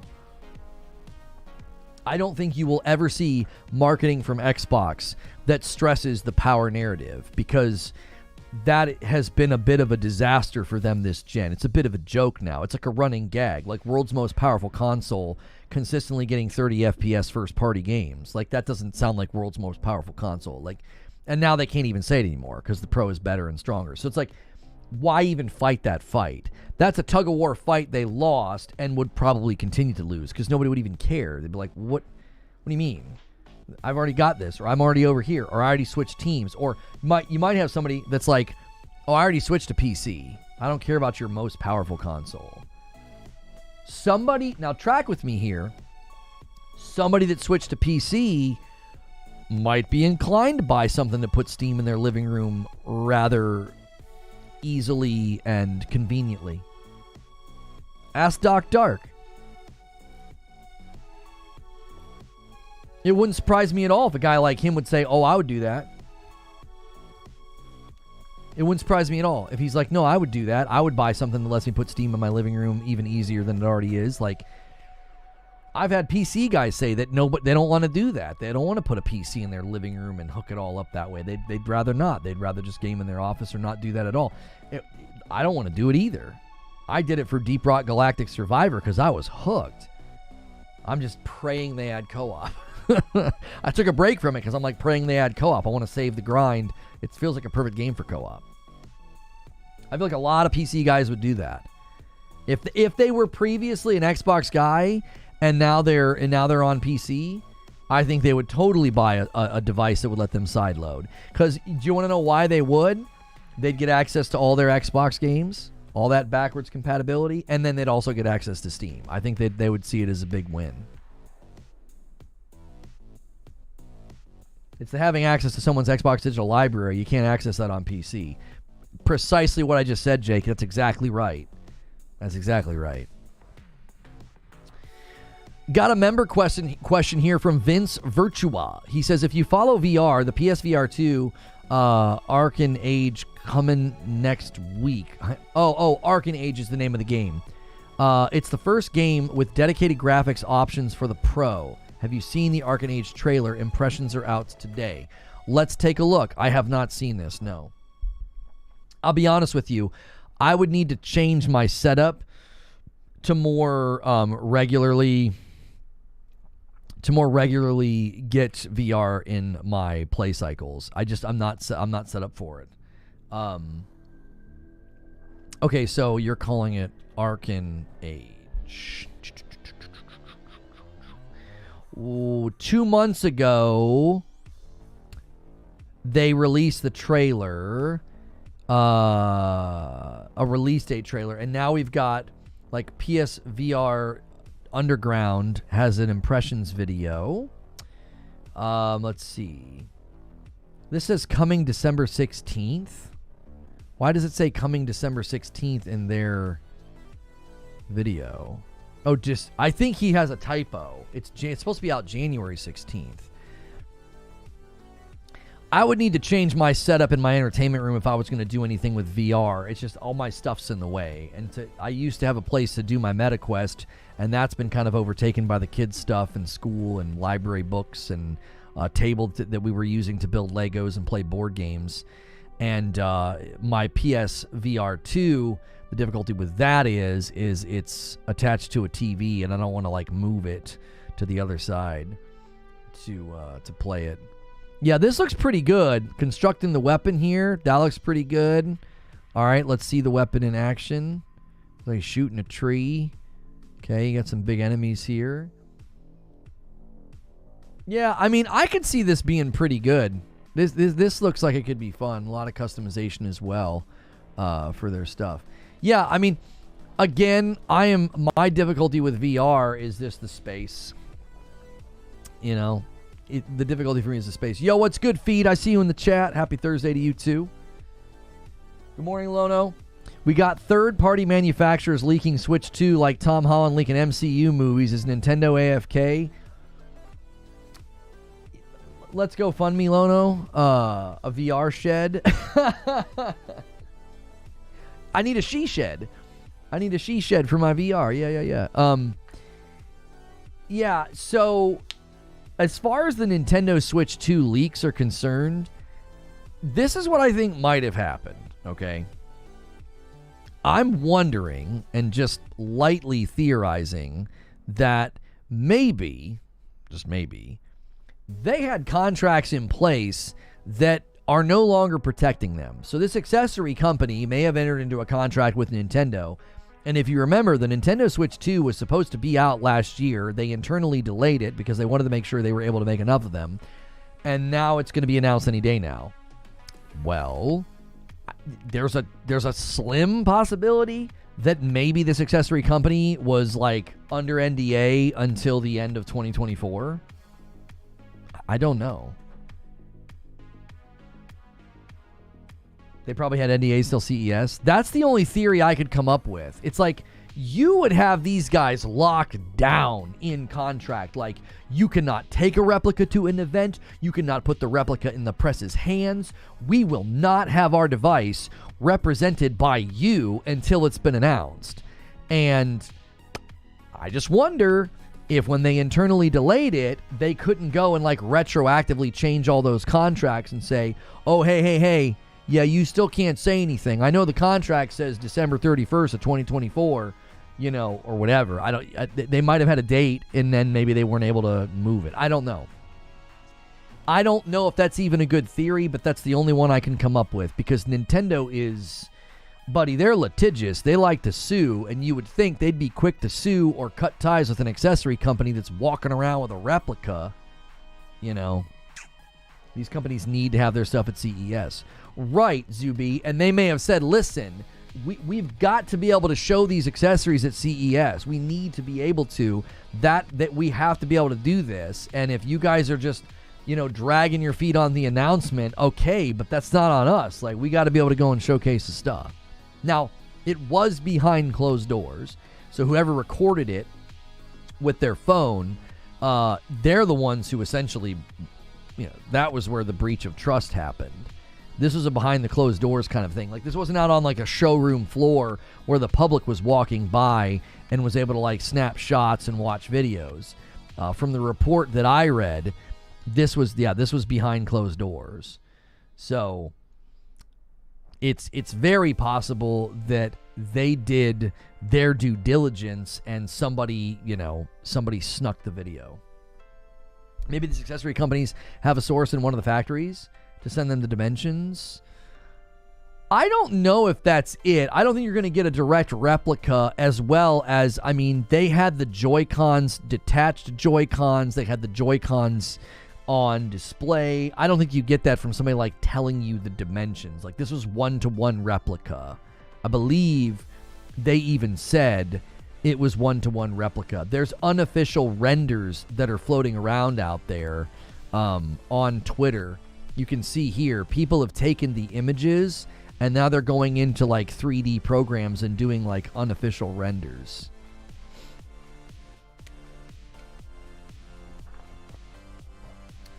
AMD had NDA on their new cards until after their keynote. They briefed the press and then decided to not really announce the cards till later. All the cards got shown on the old schedule after the keynote. Right, and again, I don't know if that's the situation here where there was a contract or there was an NDA and these accessory makers were like, well, that's expired. We're allowed to show this now. You know, we're gonna do our best to keep it under wraps and keep it on the low, and so they do it behind closed doors, but it still comes out. You know, it still ends up coming out. I mean, that's the thing. You show up to an event like this and you've got the device, dude, it's getting leaked. If you show up to an event like this and you've got the device, it 100% is getting leaked. Ain't no way it doesn't. Somebody's going to take a picture. Somebody's going to record. Every time. Every single time. So, Bumblepants submits a members-only question here. What is the business case for Microsoft to enable sideloading Steam? They lose 30% on game sales if people are buying from Valve instead of the Xbox Store. I think this is a perfectly good question. I think what they're going to try to do is make their device competitive. Their device would not be competitive if it was just a handheld Xbox. I don't think so. Because the expectation now is you have handhelds hitting the market and they're basically like a PC in your hand. So you can do Steam, you can load up, you know, the Xbox games through the app or through Game Pass. You can do cloud, right? It's a pretty open device. And for Xbox to say, well, we're going to come to the market with a portable Xbox. Okay.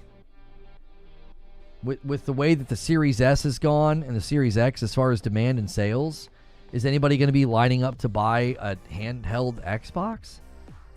Their market demand is not strong right now. So that wouldn't change if you suddenly are like, here's a handheld Xbox. Right? It would be a way for them to make the device competitive. Like a Nintendo Switch is it. That's all it is. There's the PlayStation Portal. That's all that is. That is centric to PlayStation. The alleged PlayStation handheld that's coming. Because internally the Portal was the Q Lite. So there's probably something internally called the PlayStation Q. A native handheld device. Where my prediction is they had a breakthrough with PSSR and the upscaling so that they can give you a handheld native that can run games at decent performance. They can give you a game upscaled to 1080 and it'll hit 60 in your hand because of PSSR. I think the engineers at PlayStation had a breakthrough, and that's why you're going to get a native handheld from PlayStation. But those are platform-centric devices, like the Switch 2. That's it. That's the Nintendo. The Portal or the PlayStation handheld when it comes out. That's centric to PlayStation. Xbox is no longer a console or hardware-centric platform. That's not what they're doing. So it doesn't fit within their business purview to be like, here's a handheld Xbox. And everybody be like, who asked for that? No one's asking for a handheld Xbox. People are asking for handhelds. That's what they're asking for. That's not happening, mate. What's not happening? But at what cost? It'll just further remove people from Xbox? You're saying that as if they care about that. Really track with what happened last year and what is about to happen. I didn't make a bunch of videos or content on this, but the fact that Outer Worlds 2 went from being announced as an exclusive to now coming to PS5 day and date, that's pretty significant. Do you think within the halls of Microsoft and Xbox that's a priority anymore? Oh, we might have people move away from Xbox. They're like, who gives a frick? That's not their concern anymore. Their concern is not keeping people on some hardware platform. They don't care about that. They deprioritize their own hardware. It's not a priority anymore. Their priority is publishing an ecosystem. That's it. That's where they're putting their sights on for money. It requires far too much processing and battery power to make it viable at a good price. Treble, I don't know what you're talking about. What requires too much processing and battery power to make it viable at a good price? What are you responding to? Handheld specific games is what we need. We don't need to just replay console games on a handheld. Give me things like FF7 Crisis Core. No, I think if you do a handheld and you do handheld specific games as DOA. No, people want it to be an actual legitimate device, not a device that's got a super limited library. PlayStation handheld with 60 FPS games in the PS5 era. Oh, you don't think that's possible? I have a lot of confidence in my prediction, is all I'll say. I was told very similarly when I said that the PlayStation Portal would get cloud later on, and people told me that that wasn't possible and that wouldn't happen. You sure about that? Because it happened. I am once again very confident in my prediction here that the PlayStation handheld is going to leverage PSSR in order to give performance on a handheld that is thought to be not possible. And I think NVIDIA just walked out and showcased that there are going to be more and more breakthroughs with AI and with machine learning and upscaling that will make very, very weak hardware a whole lot more impressive. Because if all you've got to do is output a 1080 image so you can internally drop the resolution of these games below 1080 and leverage PSSR, I'm here to tell you that there'll be people that are like, yeah, this didn't seem possible. And it wasn't. I think there was a breakthrough. I think NVIDIA's having breakthroughs. I think the PlayStation engineers are having breakthroughs. Maybe frame gen. Maybe something like it, yes, because AMD is working with PlayStation for Project Amethyst. That's likely related to the PlayStation 6, but it could also be related to this handheld.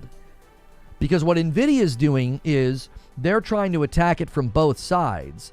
Can we upscale the res? Can we add fake frames? And then the holy trinity here, right? Upscale the res, add fake frames, and then Reflex comes in and says, you don't got to worry about input latency. That right there, to me, that's like the holy trinity of getting games to look and run better without having to brute force and having top-of-the-line hardware every single time. Because as soon as you launch a handheld, as soon as you launch a console, you were using tech that was probably old to begin with when you were speccing it out. So the tech's old as soon as it hits the market.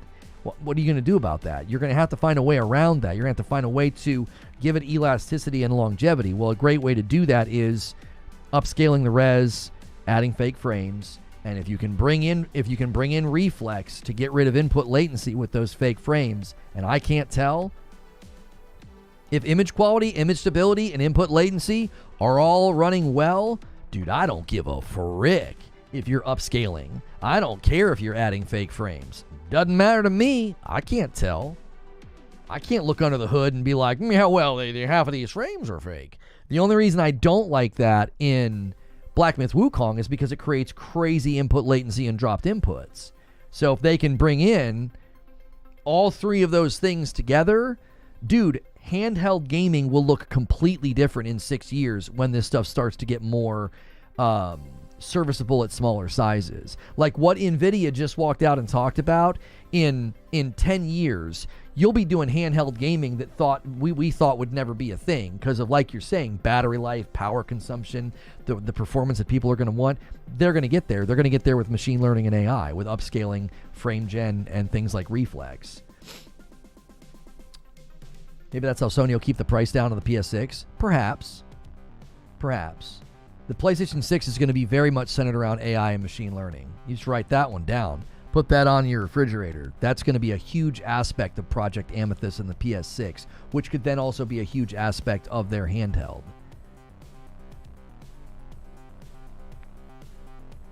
What I'm saying is, for $550, people will think twice about getting a console over a PC. No, they won't. Because the target audience for a $550 video card is a different audience than the people who are targeted by consoles. I don't think there's a large portion of the gaming consumer base that's like, well, I was going to get a $700 Pro, but for $550, I can get a video card and build my own system. Like, that consumer doesn't exist.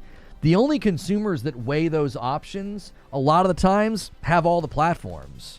Like, people like me, they just have all the platforms. Like, we're the ones weighing those prices and thinking through, building a rig, future-proofing, how long will this last, which video card should I get, The average consumer is not doing that. Nobody's strolling into Best Buy or Walmart or Target and considering Nintendo Switch 2, PS5, PS5 Pro, but I heard about an NVIDIA GPU that's $550. They don't even see it. They don't even know about it. Like, they're not the target consumer for these cards. They're not. There's an entire consumer base that is completely oblivious to this stuff. They don't pay any attention to GPUs and NVIDIA and CES and these announcements about, chipsets and upscaling. They don't even know about it. So I don't think there are consumers that are going to be like all of a sudden torn about, well, should I buy a console or should I build a rig and grab this $550 GPU? I just don't think so. If you're considering that, then you're not even remotely the target audience for the console. You just aren't. $550 for one part or $700 for the whole thing. Right. That's what people forget, is they're like, oh, but I could upgrade my rig for $550 instead of buying the Pro. Yeah, but that you've got a bunch of sunk costs in a rig at that point. You're not the typical console consumer. You're not. And there's a whole lot more that would need to come around that $550 GPU to make it worth it. And it certainly would not be $150 worth of equipment. It would be a lot more than that. It would. This is no shade to any of you in chat. I don't expect you all to be uber nerds, but the number of you that have bought the NVIDIA marketing is a little disturbing. It's a lot of smoke and mirrors. Oh, that was the company that's doing a direct. Like a Dragon's doing a direct. Is that today? Yeah. It's today. They're doing a direct today. Yeah. For their pirate game. You guys got me to 300 likes. Thank you so much. If you're tuning in for GTA 6 news, you might be looking for the GTA 6 leaks or the GTA 6 release date. Well, I opened the show with news about the Nintendo Switch 2. GTA 6 had more postings from employees, more Rockstar employees, sort of cementing the release date. There was also leaks about the realism within the game. If you want to know about that, you can rewind the stream and you can watch that opening segment about GTA 6. We've also been talking about the future of Xbox handhelds, consoles, etc. And PlayStation's now in the conversation as well. Nvidia's in the conversation as well. It's a variety gaming news show. You guys can kind of dictate the topics. And one of the ways you can dictate the topics is by submitting questions as a member. If you've never done a paid membership on YouTube before, try it out for a month. Click the join button. Make sure you pick Member Plus for $6, and then you can do stuff like this. You also get access to like my end of the day segment called The Green Room. And this question from Jack Garland. Tears of the Kingdom had a 21-piece limit on the construction stuff, I assume due to memory limit. Could the Switch 2 increase that limit in the game?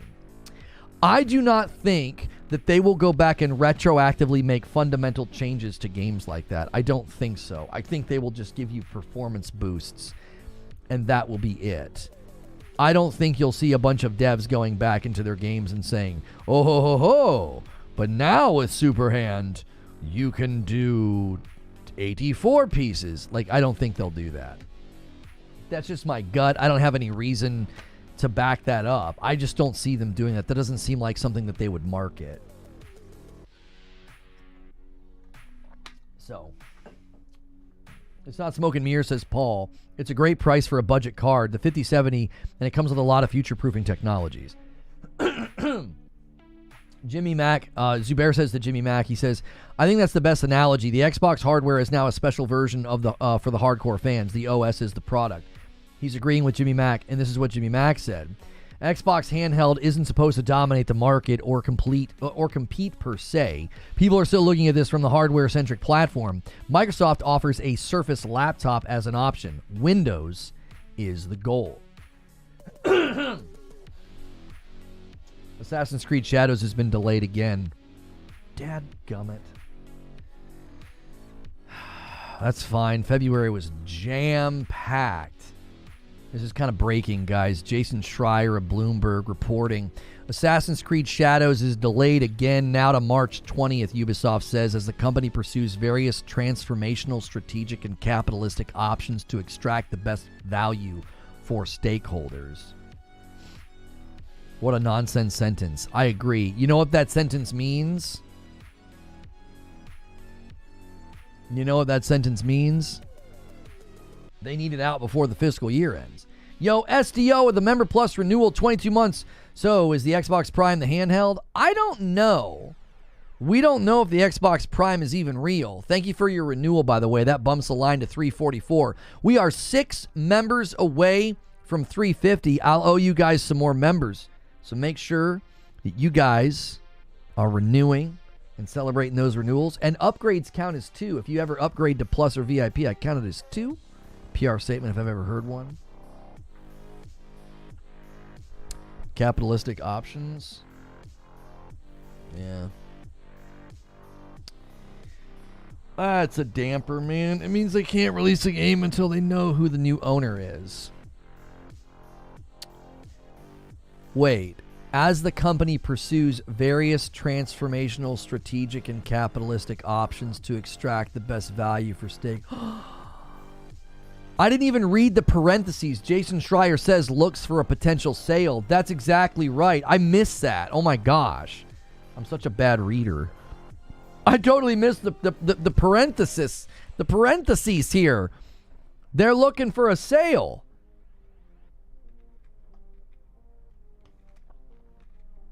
Yeah. They're trying to protect the shareholders. They're like, listen, we're looking to be bought, and then once we're bought, we'll drop this game. Oh my gosh. Oh my gosh. I really hope that doesn't mess up AC. AC Shadows has got to be so darn near complete that this should not affect the quality of the game. I know it's there's definitely some copium in the air right now with me. I really want the game to be good. It's too near the finish line for this to affect its quality. If it comes out and it has problems, it'll have nothing to do with this sale of the company. Ubisoft CEO, in a press statement, we are convinced that there are several potential paths to generate value from Ubisoft's assets and franchises. Oh, buddy. We did a prediction about this year, and I said Ubisoft's going to sell itself off in pieces. It's going to be gone by the end of the year. And that sounds exactly like what the CEO just said. Is this a rumor? This is official, Corey. And the CEO is convinced they can generate value from their assets and franchises. They're trying to sell Assassin's Creed. They're trying to sell their studios. They're trying to sell Far Cry. They're trying to sell their stuff. They're going to have a going out of business sale. Is AC even that good anymore? I loved Origins. A lot of people liked Odyssey and Valhalla. Valhalla is one of their highest selling Assassin's Creeds ever. It's the highest. It's sold the most. People didn't like it and hated on it. It's their most commercially successful Assassin's Creed in history. I'll wait for the CEO to actually put out a statement. He did. Did you guys not hear? He did. In a press statement. I think maybe either stream delay got you guys, or maybe you walked out of the room. Right here, from Jason Schreier of Bloomberg, Ubisoft CEO, in a press statement, we are convinced that there are several potential paths to generate value from Ubisoft's assets and franchises. They are selling. Potter isn't selling, Potter's buying. You know, Ubisoft isn't buying, they're selling. They're selling. They're gonna be selling their stuff off. This is the beginning, right here, right now. This is the beginning of it.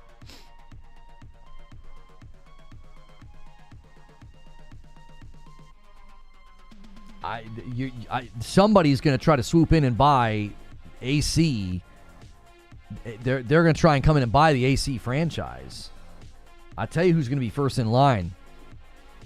I tell you who's first in line for the AC franchise. It's going to be PlayStation, I think. I think PlayStation will be first in line to grab the Assassin's Creed franchise. Perfect Image says Sony should do it. Sony allocated like $8 billion more for acquisitions, and they said they were interested in licensing and getting IP. That's prime real estate for PlayStation. It's right up their alley. Third-person action adventure. They can ensure that it doesn't step on the toes of the Ghost of Tsushima, Ghost of Yotei franchise. Oh, golly. They'll be first in line for that. They'll be first in line for The Division, I bet. They'll want The Division for the live service. Get the Division team to build SOCOM or Division 3.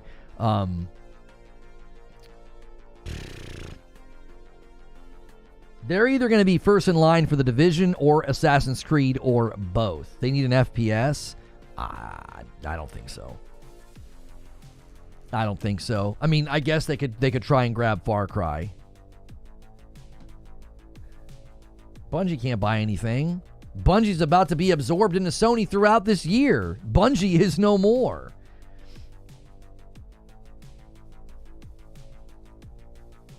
What studio takes AC? Oh, what studio makes AC? A bunch of different ones over the years. It's never been the same studio, I don't think.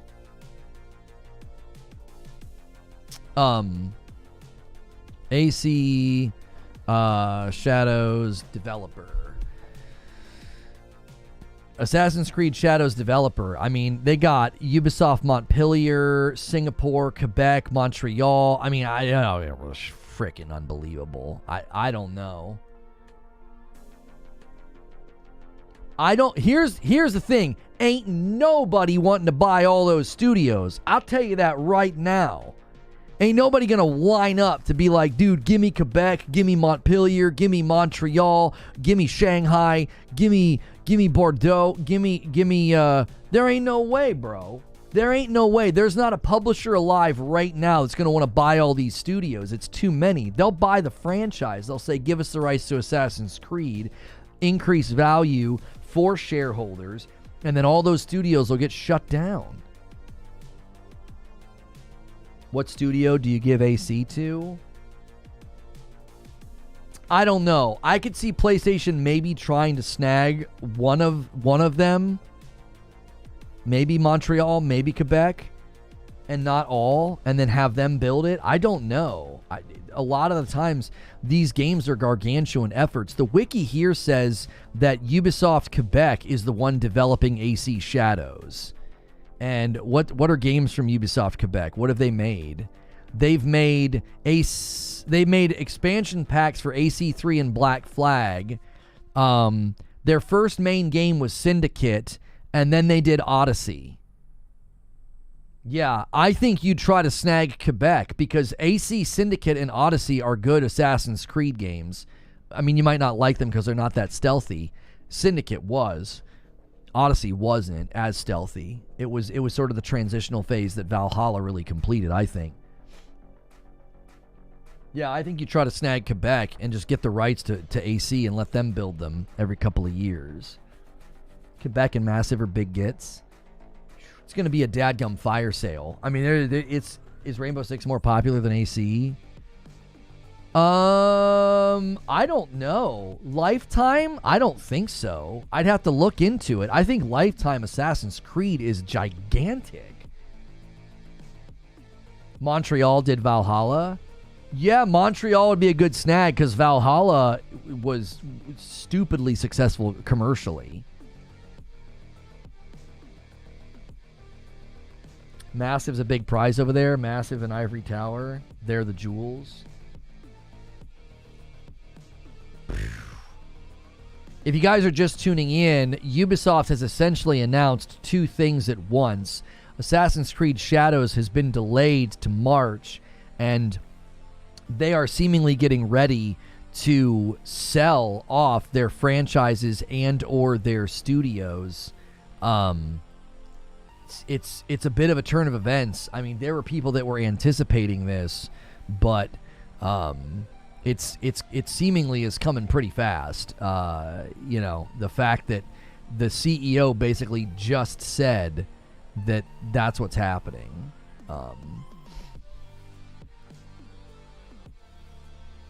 Didn't PlayStation shut down 2 studios last year? Why would they buy a new one? They shut down 2 studios. They didn't shut down like major mainline studios. You're also ignoring the fact that they allocated more funds for acquisition. Just because you close studios doesn't mean that you don't go out and try to acquire more. That's not how that works. Like, they closed down studios. I mean, one of them was, I think, I forget what the one was. It was like a VR studio or something. And then I forget what the other one was. They didn't do any major studio foreclosures.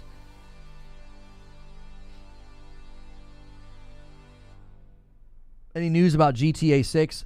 Yes, there were more Rockstar employees that posted things on LinkedIn that reaffirmed the release date. There were also new GTA 6 leaks talking about the realism of the game. A guy got eyes on the game and said that the city will react to things in a dynamic way, like a car wreck, how cops will react to like crime and dead bodies and stuff. It actually sounded pretty impressive. A $5 super chat tip from Uno Yodai. I feel Assassin's Creed is bigger than Rainbow Six as a whole. Yeah, I think commercially Assassin's Creed is much bigger than Rainbow Six. Excuse me. Everyone is missing the bigger picture. Ubisoft has the cloud rights to COD. If the company gets bought, who will own it? Ubisoft has the cloud rights to COD in the European market, I believe. I don't think they have the cloud rights to COD carte blanche. I believe it's just in the European market, right? They closed a mobile studio and the Concord devs last year. Yeah, that's nothing. That's nothing. Like, that's not... They closed so they closed the mobile studio and then they closed Concord's. Firewalk is not a loss. Firewalk's not a loss. What a joke that was. And a 5 gifted bomb from Uno Yo Dai. Your name is so hard to say. Uno Yo Dai. And puts us 1 away from 350. I'll owe you guys 5 more members. Thank you so much, Uno Yo Dai.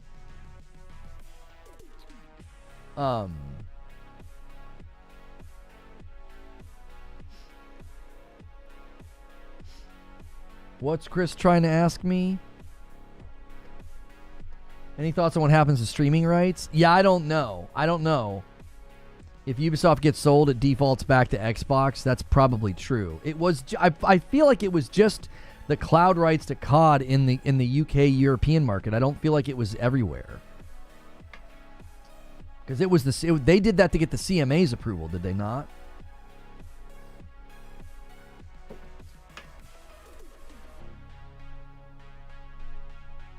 $2 super chat from Perfect Image. Sony has Ubisoft Plus for extra and premium. Sony goodbye.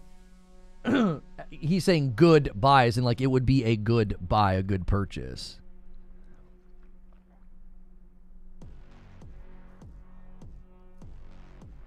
Let's be thankful those people can eat. Really, Lono? That's cold? I mean, don't do that. I'm sure my haters will clip that and say, you know, here's Reforge Gaming once again acting like layoffs aren't a big deal. Stop the fake virtue signaling and acting like you care about thousands of strangers that lost their jobs last year. I'm so tired of that fake empathy. Listen, it sucks and it's terrible. I was talking about it from a business perspective. I don't always have to inject my commentary with I don't know what, like soft, emotional laden language like, oh, I feel bad for the devs. Firewalk was not a loss for Sony. That was a joke, what they did. They went out and procured a stupid amount of funding for a bunch of different projects. No one knows the status of those projects. No one knows where all that money went. That was not a loss for Sony. I don't need to shower and sprinkle my language with like, oh, my heart goes out to the devs, though, every time I talk about layoffs. That's unrealistic and stupid. I'm so tired of that. Every time I've ever talked about layoffs, if I don't shower my language with like this fake virtue BS that people put on Twitter, I get clipped and called an a-hole.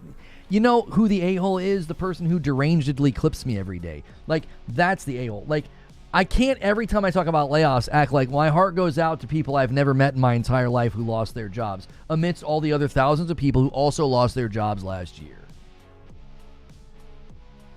Like, from a business perspective, shutting down Firewalk was not a loss for Sony.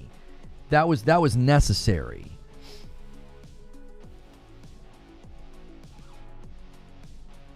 AC is probably the biggest franchise for Ubisoft, for sure.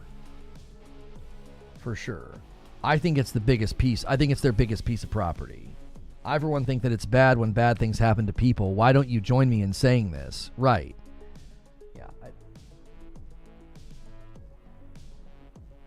Murder is bad. I am against murder and racism. Now everyone tell me how good and virtuous I am.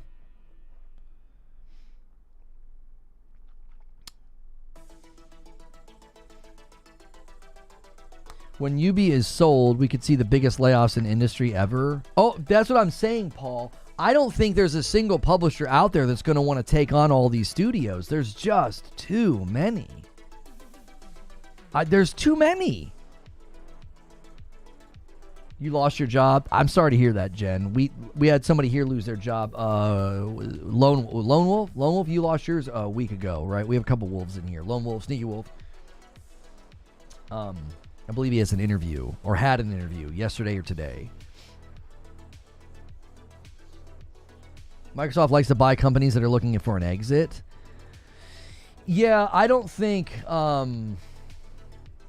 Lono, I posted the statement about the delay in the Discord. Where did you do this? There's a Lego Game Boy set coming.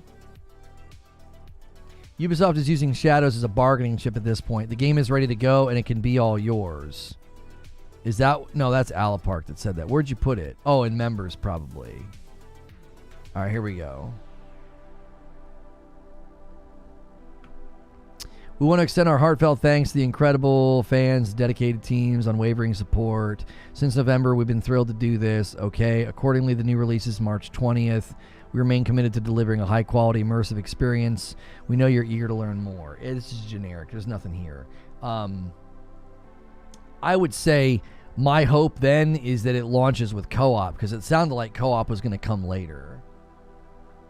2025 is definitely going to be the video games history books. Ubisoft selling Nintendo Switch 2 and GTA 6, you meant to say, I think. Probably Love Wolf. Sneaky crashed his car going to work. That's right. Sneaky crashed his car going to work.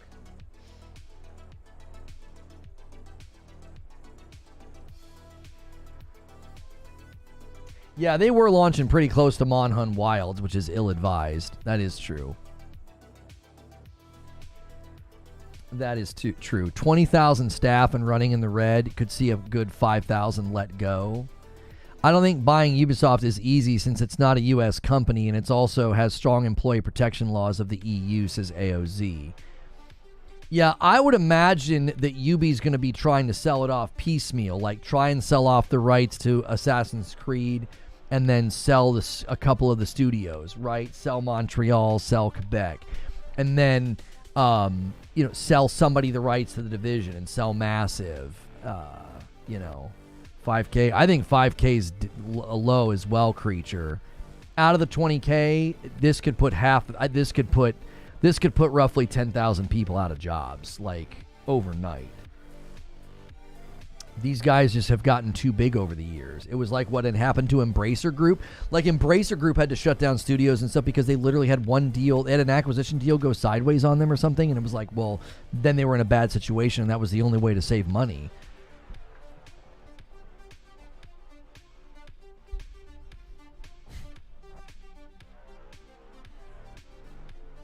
Sneaky crashed on his way to work, and then we called him out about his wardrobe inadvertently. That's right. Prince of Persia could be a franchise Sony could grab for cheap. I'll tell you what. I can't see Microsoft stepping in the ring. Montreal's in Quebec. Homie, there are two different Ubisofts. There's Ubisoft Montreal, and then there's Ubisoft Quebec. They're two different studios, are they not? They're two different studios.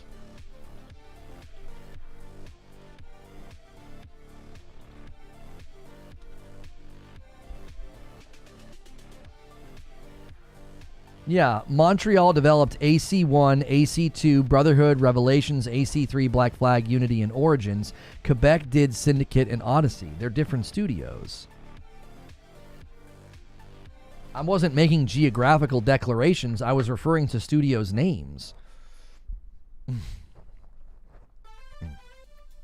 The Division would be something I would go after. Yeah, I mean, if they've got Division 3 anywhere near its potential release date. He's just saying they're in the same province. Well, he said it with a laughing face, like I had said something nonsensical. I'm literally just naming the studios. Yeah, I just looked it up, Alapark. I just looked it up on Google. They're completely separate studios that have made completely different games. Herman Hulse was the one that was all hyped on the game. I don't care about Sony in the first place, but I'm not saying be like that, Lona. I'm just saying everybody got to keep the lights. Listen, when I said what I said, I wasn't referring to employees being laid off. I was referring to, well, Sony shut studios down. Why would they buy more? Them shutting down Firewalk was not a loss. That project and the way that studio was run was a joke. That needed to be shut down. That was terrible. The amount of money that they wasted and the amount of stuff that they burned through, we still don't know the full scope of what happened there. We don't. Now, obviously, you have all the liars and grifters out here claiming that Sony lost $400 million because they're either too dumb to do real research or they just like to lie to the public. Sony didn't lose $400 million in that deal. Those investment dollars came from outside of Sony. So there is likely going to be more coming from that. The laughing face was me being cheeky. I'm a weird Canadian. Well, it sounded like you were correcting me. It was like, I'm not saying that they're different places. I'm saying they're different studios. It sounded like you misunderstood why I was even saying what I was saying. It came across like you were correcting me. I don't need corrected. I'm just reading the studio names.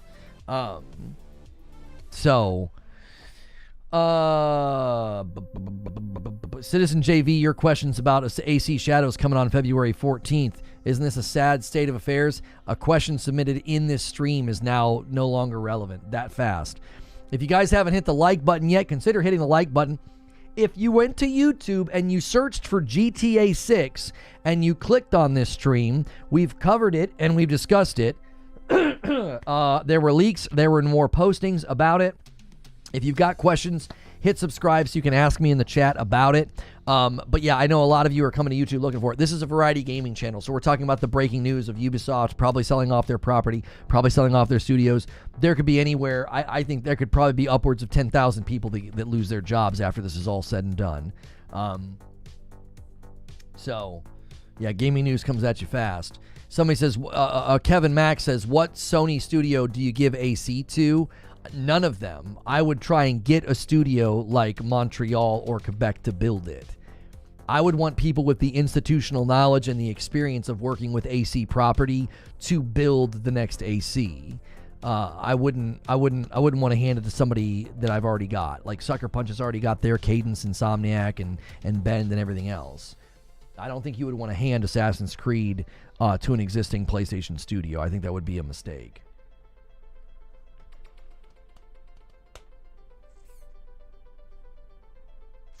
Perfect Image submits a question. Let's really talk about this. If Sony does buy Ubisoft, what would that look like? Sony will not buy Ubisoft. I don't think so.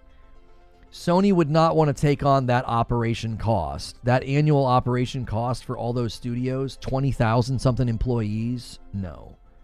I don't think anybody's going to try to buy all of Ubisoft. I think they're going to try and buy either IP rights and studios or some amalgamation of that. AC Shadows has been pushed to March 20th. What they're hoping to have happen is have probably the game and studio sold before that date, so whoever buys it, both parties benefit. Ubisoft gets to get a bunch of dollars on the books before the fiscal year closes, and then some company gets to release Assassin's Creed and get return on their investment on their fiscal year before it closes as well. It's a win-win. Yeah, buy the studio and AC Shadows, and we get money to put into our shareholders' pockets before the year closes, and then you get to sell a game before your fiscal year closes. I think that's what they're trying to do. That's a very tantalizing offer. Just yesterday, Tom Henderson ran with a piece on Insider Gaming, and he said that the pre-orders were strong for Shadows. Still, it hadn't slowed down. Like, internally, they're reporting that Shadows has done well with pre-orders. I think all the woke hate nonsense isn't going to put a dent into that game. Assassin's Creed is enormous, and the world is much bigger than the angry anti-woke mob. I think that mob is sizable, but I don't think they're big enough to affect a game that large.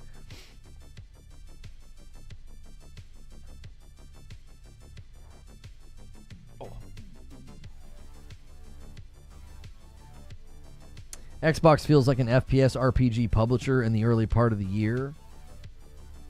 Huh? Just because of Avowed? They're also putting out South of Midnight. I mean, we don't have a release date for South of Midnight. We'll probably get one from the Xbox Developer Direct in 2 weeks. Maybe Tencent comes in and just buys all of Ubi.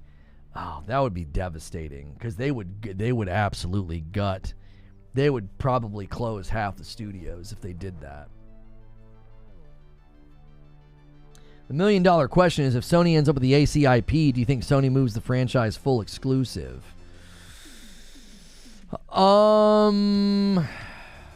You're real late, FCat. We're all the way down the road from that. We're talking about what's going to happen to all the property and studios, because it seems Ubisoft's trying to sell. Man, that's a really good question, Corey. I don't know what they would do.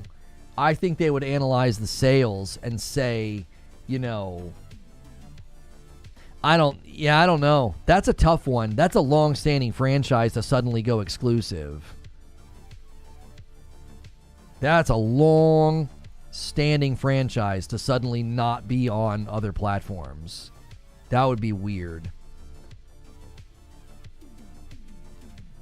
If I'm a betting man, I think PlayStation would make it exclusive. They would say, oh, no, this is perfect for us.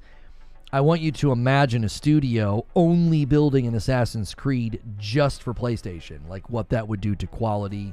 They could implement a lot of the PS5 Pro tech. I mean, right now they could have them building it for, you know, a cross-gen release for when the PS6 lands. That could be Chimney Christmas. That would be. I think they regret the Bungie buy. I don't think so. If they regretted the Bungie buy, they wouldn't be acquiring and absorbing hundreds of their employees. I think they're perfectly happy with what they got. They have a mountain of intel and info and data on a 10-year-old successful live service game. They've got long-standing talent in the industry with one of the most successful and best-feeling first-person shooters in the market. And they've been absorbing their people in large quantities. I don't think they are upset about that purchase at all. $3 billion, and they're going to end up with one of the more long-standing live service IPs as theirs. That's going to happen, I think. I think they're going to absorb Bungie. They're going to retain the rights to Destiny. They're going to absorb their talent. They're already absorbing their departments. I don't think they regret that purchase one bit. They're perfectly happy with it. If they weren't happy with it, they'd be gutting that company and shutting them down. I think. With all the baggage that's come, what baggage? Sony doesn't care about the crap on Twitter. They don't care about that. They don't care about that. That's never bothered them.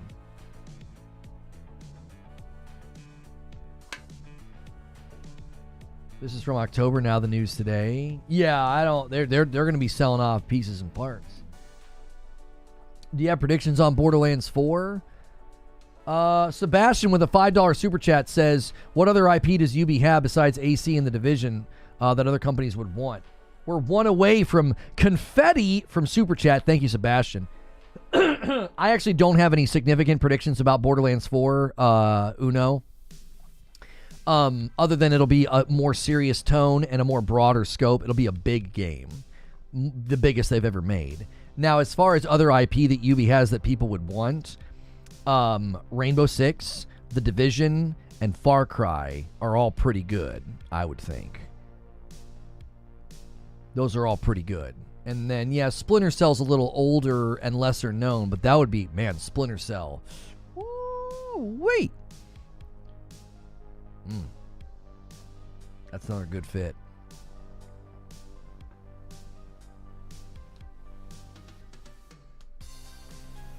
Yeah, Ghost Recon might be kind of done as a franchise. I don't know. I'm looking forward to Shadows more than the previous new style AC games. I was ready to sink all of my time in February. Ubisoft should just stick to February no longer. Well, you know what they're trying to do, Chris. They're trying to sell AC Shadows in the studio behind it before their fiscal year closes. That's what they're trying to do. And then they'll be able to release the game. So let's just say Sony ends up with AC Shadows as their game and they own the studio. Well, then they get to ship the game before their fiscal year closes. That's not bad. That's pretty nice. They've not spent a dime in producing it or marketing it, and they just get to push it out there and sell it. Yeah, I don't think Watch Dogs will ever make a comeback either. Everyone's forgetting the big game Just Dance. Yeah, Just Dance actually is really, really successful, and I think the crew does really well. That took an unusually long time. Aaron Wright secures the single needed member to get us to 350 members. Just bring on The Division 3. I owe you guys 5 members. I'll owe you 5 more if somebody makes that super chat confetti. There is the 5 members that I owe you. Thank you guys so much for the ongoing support of the channel. I appreciate it very, very much.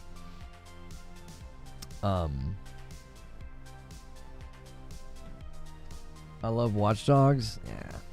I never really liked it. I don't think it's that strong of an IP, to be honest.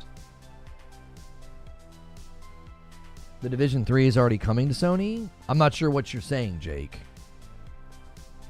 Why are you having a surprised reaction, a negative reaction? I'm not sure what you're saying. It's already coming, WTF. Like, what do you mean? Guys, double check that you've hit the like button, man. Let's try to get to 400 likes. We only need 60 more likes. You guys have been crushing it with that like count. Thank you to everybody who's already hit that thumbs up. Make sure it saved your thumbs up. Sometimes it doesn't. Could see Sony make a great Watch Dogs movie series. I don't know. I would just leave Watch Dogs in the bin. I would. You could take some of the tech. You could take some of the tech and make a new game, but I wouldn't do another Watch Dogs. I think that IP is done. Jeff Keighley reporting that confirmed today leading advisors have been hired to look at the transformational, strategic, and capitalistic options to extract the best value for stakeholders. That's Jeff Keighley reporting moments ago on Twitter. So, got another question here from a member. This is something you can do as a member if you decide to join. Just make sure you pick Member Plus. And Noberto says, with how desperate Ubisoft will be trying to sell to see what the potential of Sony scooping up, AC, Division, Prince of Persia feels like IP that is right up their alley. If I were Sony, I'd be first in line for Assassin's Creed and The Division.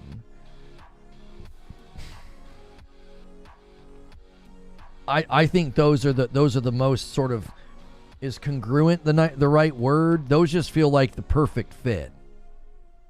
They really do. They put out a statement that Watch Dogs is done. Yeah, I wouldn't try to hand anything to Naughty Dog. Gotta hand it to them. This is some prestige 10-level corporate speak. What you're looking at here is the true pinnacle of the craft, Matt Piscatella says. Guillemot, the CEO, says, we also recently appointed leading advisors and are actively exploring various strategic and capitalistic options to unlock the full value potential of our assets. We are convinced that there are several potential paths to generate value from Ubisoft's assets and franchises. Additionally, we are all behind our team's efforts to create the most ambitious Assassin's Creed opus of the franchise and made the decision to provide an extra month of development to Shadows in order to better incorporate player feedback gathered over the past 3 months that will enable us to fully deliver on the potential of the game and finish the year on a strong note. Yeah, complimentary. Not complimentary, like it's like a perfect fit. Congruent, in agreement, or harmony. No, yeah, congruent's the right a good word to use. I think there's a lot of congruence. Is that a word? I think there's congruence there. Yeah, congruence is a word. Yeah, I think there's some congruence there. It's like AC just slides in as like, that looks like a Sony game. You know, The Division just slides in. That looks like a Sony game. You know? And we know that Sony wants live service. And I feel like The Division always did pretty well on PlayStation. I mean, maybe I'm wrong about that, but I feel like it did. Synergy. Yeah, synergy's not a bad word.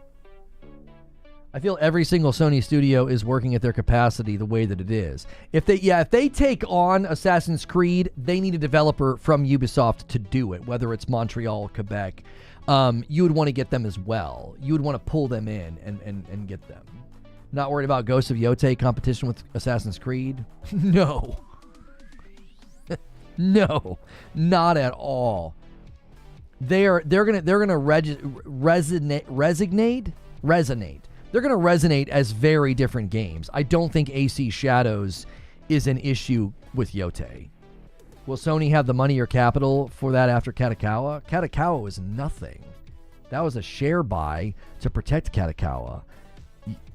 Sony set aside like another $8 billion or something for acquisitions, or they increased their acquisition budget to $8 billion or something. They increased their acquisition spending for this coming fiscal year already. And Katakawa was like a shareholder. They bought a bunch of shares, right? There were people that were trying to lie, and they were trying to claim that Sony failed to buy Katakawa. They were never trying to buy them. Anybody claiming that they failed to buy them, ha ha ha, those people are just liars. That's not what that was. It was a protected purchase. They stepped in the room and said, they've done it before. It wasn't the first time they did it, actually. They've done this before. They stepped in the room and protected them from a hostile takeover. Yeah, it was like $316 million. Is nothing to sneeze at, though.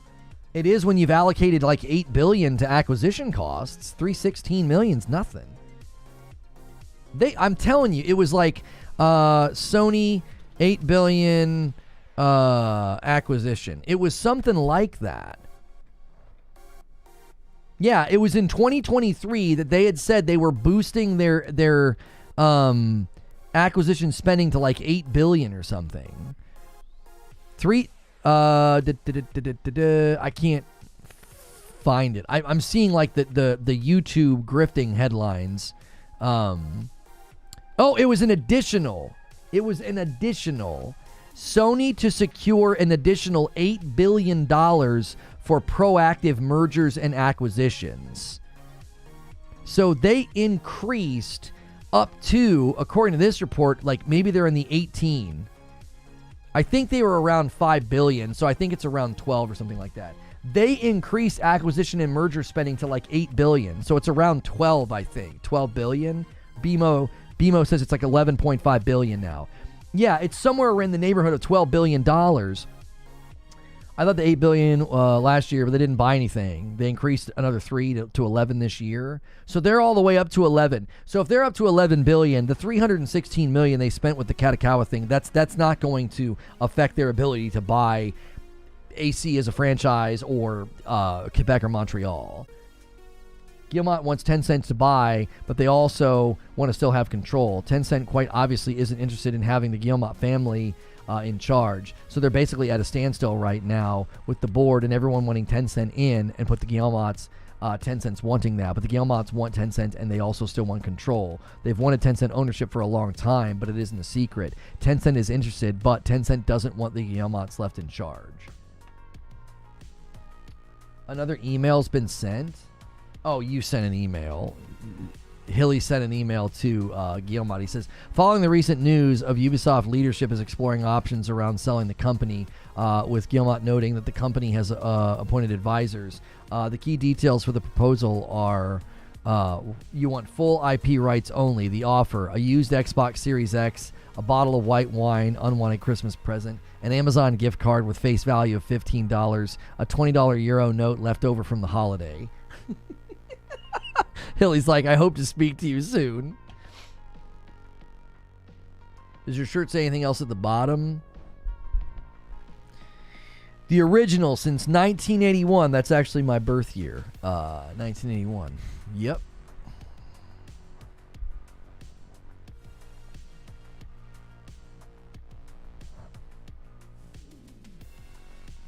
I just found out PlayStation laid off 900 people to increase growth. That's crazy. What do you mean? What report are you pulling from? What are you claiming? That doesn't sound like anything we've seen reported. Sony layoff 900. Oops.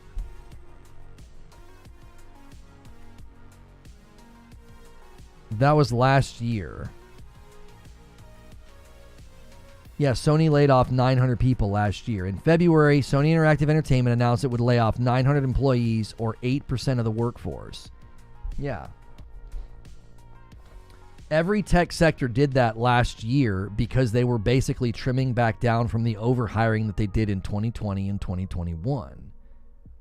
That was in February of last year. That's not new news. And that is completely unrelated to their acquisition budget spending. You're connecting dots that don't connect. You're trying to put a square in a triangle. Those are not connected. They weren't like, we're going to lay off 900 people so we can go buy studios. That is an egregious misread of how budgets work. They have line items for mergers and acquisitions, and they've increased those line items. the trimming at these companies was more than likely redundancy removal, as there was overhiring that took place in 2020 and 2021 across the globe. There was record layoffs last year. They didn't do that because they were like, oh yeah, we're doing this so that we can go buy companies. If they're wanting to buy companies, laying off 900 people ain't going to get you there. You're not going to get enough money from that. That's not enough people. Like, I guess that would get you the ability to maybe buy a single studio of similar size, maybe. Game developer, new Redditor called, Chris, I just had no idea they laid off 900 people. That's all last year was. That's not what I said. I had no idea. That's not what you said? You said, I just found out PlayStation laid off 900 people to increase growth. That's crazy. Oh, I mistook what you said. I'm sorry. I misread what you said. I thought you were connecting it to growth as in purchasing of companies. When you said growth, that's what I thought you were talking about.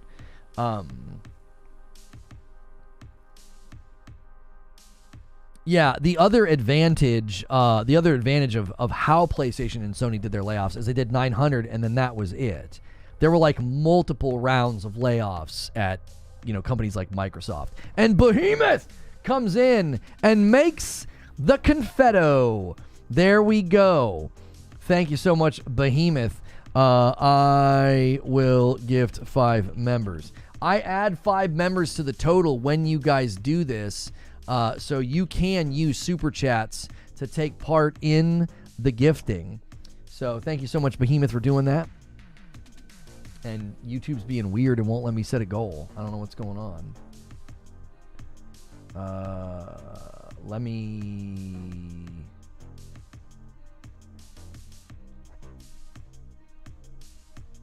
me pop the chat out. I don't know what is happening. And Behemoth with a 10 bomb of members as well. And he gets us to 365. A nice little 10 bomb away from 375. Thank you so much. Oh, shoot. Let me do this. 3 hours. I will gift 5 members and then start the goal. There we go. Thank you, Behemoth. If you guys get a gifted member from Behemoth, make sure and say thank you. That is so generous. 10 members.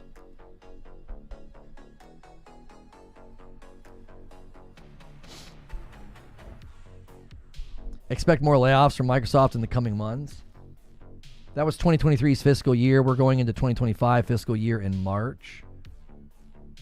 What thing are you responding to, Corey? There's a lot of statements getting thrown around. If you guys are tuning in for the latest in gaming news, if you're looking for GTA 6, there was some things that broke and some new things. If you want to ask me about them, hit subscribe, and then you can type in my chat. Subscribing is totally free. You do not have to be a paying member to talk in my chat. I know Xbox had loads of layoffs last year. I just not know that PlayStation did 1,000 though. Dave, that's new to me. Yeah, I mean the 900 that they did was expected. Everybody knew. Basically, if you were watching the gaming news dialogue at the end of 2023, going into 2024, everybody said this is going to be a year of layoffs, and it was, sadly. People misdiagnosed a lot of them. Did you drop your 5 yet? I added 5 to the total. Oh, did I forget to drop the 5? I just added it to the total, and I don't think I did it. Wait, I'm seeing one on the back end. Hang on, let me see if I've got a new receipt. That might be the one that I already did. Yeah, that's the one that I already did. I need to do another one. And yeah, and just for clarity's sake, I am being told by a little birdie here, the layoffs at Sony were not to increase growth. The layoffs were an adjustment. That was a recalibration after the overhiring that took place in 2020 and 2021. That's not the same as what Microsoft did when they went to ABK specifically and laid off, I don't even know what the number was, but that's different. That was the result of the acquisition because they were, and they didn't just lay people off from overhiring Anybody that tells you that's why Microsoft did those layoffs at ABK, they are a liar. So many people lied last year in their coverage of this. When Microsoft laid off specifically people from ABK and closed down studios, that was the result of the acquisition. They are not the same. There would have been layoffs at ABK, but there would not have necessarily been studio closures. They were trying to get ROI on their acquisition, and that was related to the larger number of layoffs as well as studio closures that Xbox and Microsoft did. I thought ABK went to Xbox. I'm sure they did. Bobby Kotick and a lot of those folks wanted those big payouts, and then they walked away. Did YouTube change something? The thumb icon keeps spinning every 5 seconds? Sometimes they do this interactive thing where if I say, hey, hit the like button, it'll like animate. They've done some stuff like that, so maybe it's misfiring. And Hellfire starts the brand new Super Chat goal, and he says, what did Cinderella do when she got to the ball? Oh my gosh. I'm not reading that punchline out loud. That's ridiculous.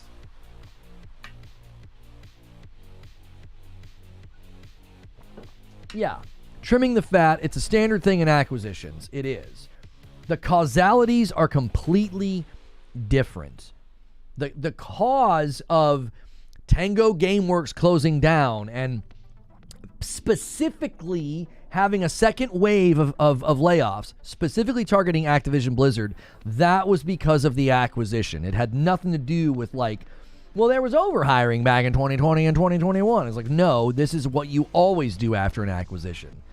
And we tried to tell people that would happen, and they gave us assurances that it wouldn't, and it did. What's good, Hellfire? The man paid for the whole Super Chat. Read the whole Super Chat, Lono. You don't get to tell me what to do, Zubair. Christopher Burnett says, my theory for the last 2 years has been that Brian Zampella is most likely the voice actor for Jason in GTA 6. It's been right under our noses the whole time. Jen says, not if she's a pro. Jen, I have questions. Oh, man. Dr. Killshot comes in with a question and says, does Microsoft make a move buying more IP to load up Game Pass, making moves to increase users? I do not think Microsoft will attempt to make any major purchases here. I do not think so. I think right now they are all hands on deck in phase 2 of their plan. Phase 2 of their plan was buy all this property up, pivot to a publishing ecosystem strategy, and get return on investment. So I don't think in the midst of phase 2 they're going to be like, yeah, let's go buy more stuff. I don't think so. I really don't. So, didn't Microsoft announce performance cuts across all departments yesterday? I feel like they announced layoffs are coming at Microsoft, and they're giving their managers an easier way to fire people if they're underproducing. Larry and Guy on the Ubisoft stuff, he says, if you ever catch me using this language, please bottle me. Not sure they can digest more. Yeah, picture in your mind, Xbox is a boa constrictor that has swallowed a cow. There's not a whole lot of room left, okay? They've got to digest what they already purchased. They've got to get their operating costs under control. There'll be more layoffs. There'll be more studio closures. Guaranteed. I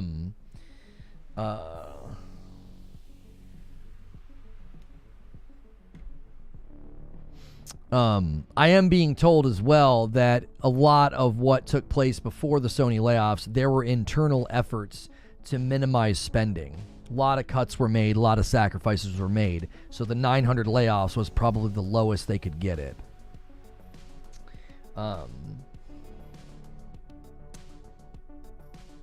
They still need to get $65 billion back to break even. I think they'll get most of their return from Candy Crush and other mobile. I think that's why they want to launch their own mobile storefront, because then they won't have to give a 30% scrape to Apple. 24 euros from Connor. Japanese gamers are celebrating another Assassin's Creed game delay. Ubisoft go woke, go broke. Latest reports from insider Tom Henderson was that the pre-order numbers for AC Shadows were quite strong. So, no, it's going to be, I think, a profitable thing. And I think people, that's why I think they're trying to sell it. They know it's going to make money. Trust me, they're going to sit down to the table with the potential buyer and they're going to show them the pre-order numbers. And they're going to say, this is about to, it's about to do well. Yeah. I think AC Shadows and Ghosts of Yotei, I think these games are going to break people's brains when they do perfectly fine. And they're going to be like, you go woke, go broke, Yasuke is not a samurai. Sure, Jan, make a couple more grifting YouTube videos. Nobody cares. These properties, some of these properties are too big. The internal reports initially were that AC Shadows pre-orders were strong, and according to Tom Henderson, they have continued to be strong. It's a giant piece of property. It's a long-awaited Assassin's Creed. Going to feudal Japan has been super long-awaited. I do not think that the anti-woke crowd is strong enough to hurt AC Shadows. I really don't. Yeah, AC Shadows got delayed again. Ubisoft is seeking buyers. I think they're trying to sell IP and studios. March 20th is the new release date. Google AI agrees with Lono. An anaconda can only eat one cow at a time. Due to their size and digestive system, they cannot physically consume more than one large animal at once. See, you guys didn't know that I have a lot of knowledge about animals. So there. So there. Ghost of Yotei looks good, but AC Shadows looks iffy. I think the more gameplay I've seen of Shadows, I think it looks quite good, actually. I think the gameplay looks very good. I think they've really innovated on stealth, parkour, and combat. I mean it. Every little clip we've seen, I think it looks really, really good. It's not some super hyped up, super fast, trailer. These are short little snippets that you can slow down and analyze, and I actually think it looks good. AC Shadows got delayed, yes. How many stomachs does a cow have? 2. 2, right?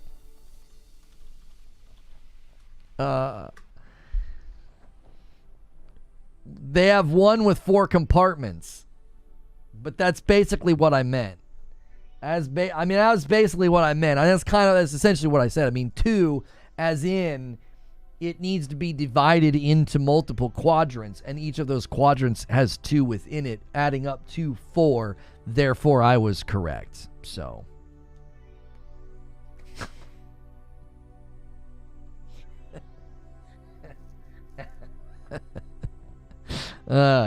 See? I could be a substitute teacher right now. I could totally do it.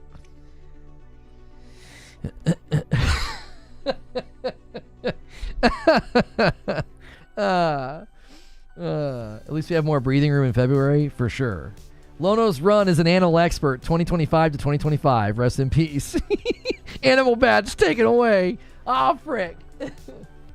I can't wait to see the videos about that, Reforge Gaming once again lies to his community. Says that cows have 2 stomachs.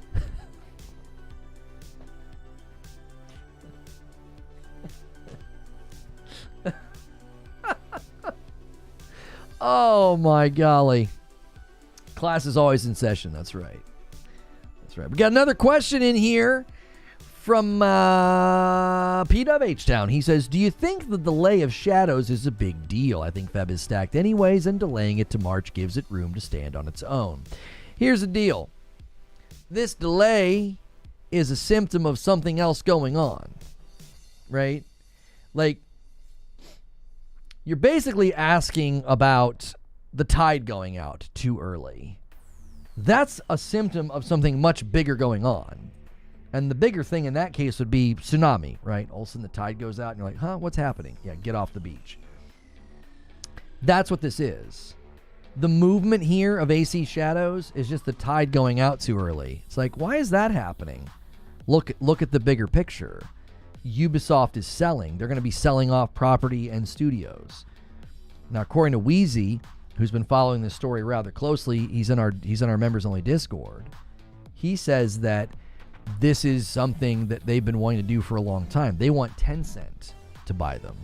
But then the Guillemot family wants to maintain control, and Tencent's like, no, we don't want that.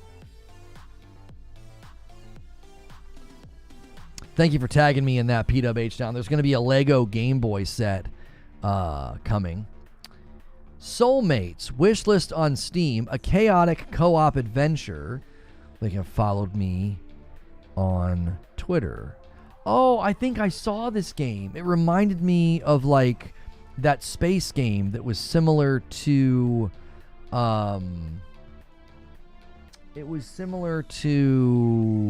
Overcooked, and it was also similar to, there was a space game where you had like a spaceship. I forget the name of it. Yeah, Soulmate spelled S-O-L. It's a co-op adventure here. Defeat pirates. There you go. So it's kind of a blend here of Overcooked and tower defense a little bit, it seems. Where to next? Looks like it might have a little bit of a rogue element too, so you're going to gear up and then go to the next area. Yeah. So maybe you pick what upgrades you want in the next area. Yeah. They just followed me on Twitter. There's like a little studio over there. Daruma Games is their name. Not seen another game from them yet.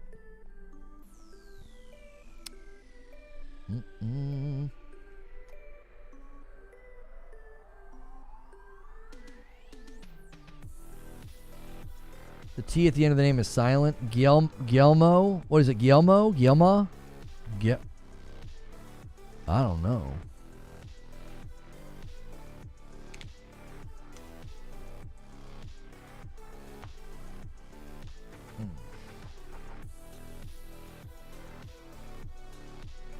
Ubisoft are probably going to delete all the games until they find supplies for their IP. I don't know if they're going to be deleting games. I think their goal here is it's a fire sale. They're trying to sell off the property, and they're trying to sell off the studios. I think that's the goal with what they have said publicly. Guillermo.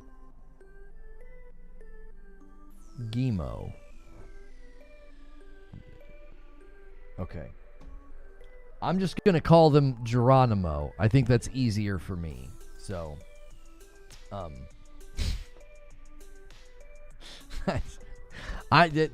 just going to start renaming people if they have a name that I struggle with. Just going to rename them. So, sorry to the Geronimo family.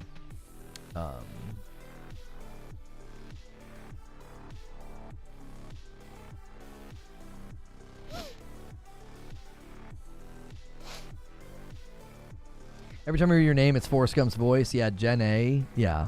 Mm-hmm. Are they selling enough to survive? Or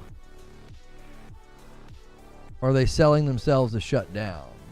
If Wheezy is correct and the Guillermo family is basically wanting to retain control, then I would say they've been looking for a buyer to keep themselves open. Right? If they're seeking that kind of purchase and then therefore wanting to retain control, I would say that indicates they're wanting to stay open. They're trying to make sure that this works. They want to make sure it's, they can survive. Somebody's doing an epic treasure. They have how many question marks here? 1, 2, 3, 4, 5, 6, 7, 8, 9, 10, 11. So the studio that's also going to be at the Xbox Developer Direct could have 11 letters. Roundhouse Studio. 1, 2, 3, 4, 6, 7, 8, 9, 10. Roundhouse was closed? No, I don't know. They're still an active part of Bethesda Softworks. Excuse me. Yeah.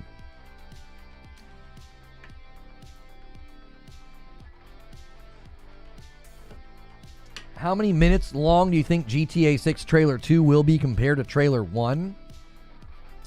I imagine Trailer 2 would be around 2 minutes long. Yeah, I imagine they'd be around 2 minutes long. And it would also probably feature gameplay. That would be my guess.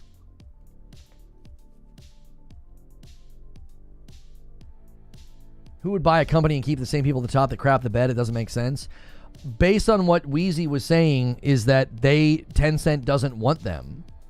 Like, Tencent's interested, but they don't want Guillermo's and they don't want them there. They want them out for probably precisely what you're saying. Like, what good does it do for us to buy you and let you stay in? You've mismanaged your business. We don't want you. We want new leadership. Last time I traveled to Canada and US, Starbucks from Toronto, Ottawa, and New York changed my name to Davey. Some 5 different places I heard called Otavio as David. So I save them the work and I call myself David now. Yeah, you're just like, yeah, what's the name for the order? You're like, David. Like, you're like begrudgingly. Did we get a direct date today? We did. Yeah.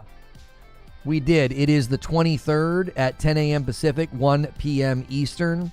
And South of Midnight will be there. Doom the Dark Ages will be there. Claire Obscure Expedition 33 will be there. And a surprise brand new game will be there that has not been announced. So the Xbox Developer Direct is 2 weeks away. Literally right now, it's 1 p.m. Eastern. In 2 weeks' time, we'll be co-streaming it. So...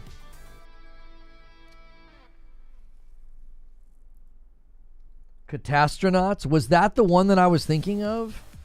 Catastronauts. Maybe this is the one I was thinking of?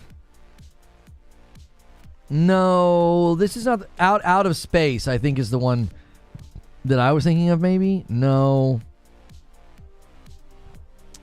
This is not it, because this Catastronaut's been out since 2018.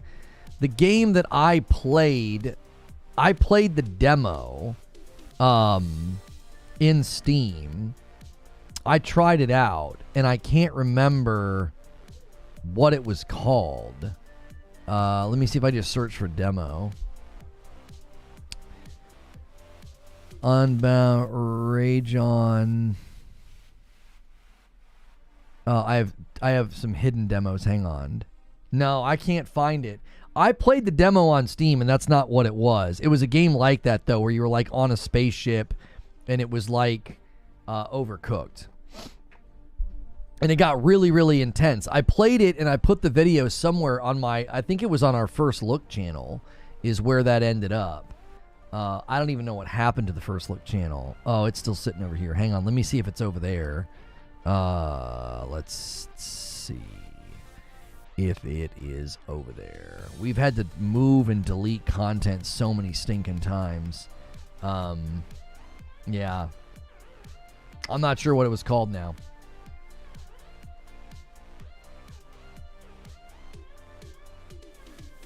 South of Midnight and Expedition 33, the games that you want the most. Starfield, is that it? No. Overcooked spaceship game. There it is, Fueled Up. This is it. This is the game I was thinking of. I believe this is also on consoles now. Fueled Up is when we're in like a spaceship and you're having to like move around and not run into like stuff and keep the ship's fuel going. And yeah, similar idea. Spaceship Overcooked, kind of. It's called Fueled Up. Fueled Up. All right, usually around this time, we give you guys the opportunity to extend and gift and all this stuff. I'm going to do that maybe once today. So what I'm going to do is I'm going to take a really, really brief break. I'm going to hit some ads, and then I'm going to clear the question queue.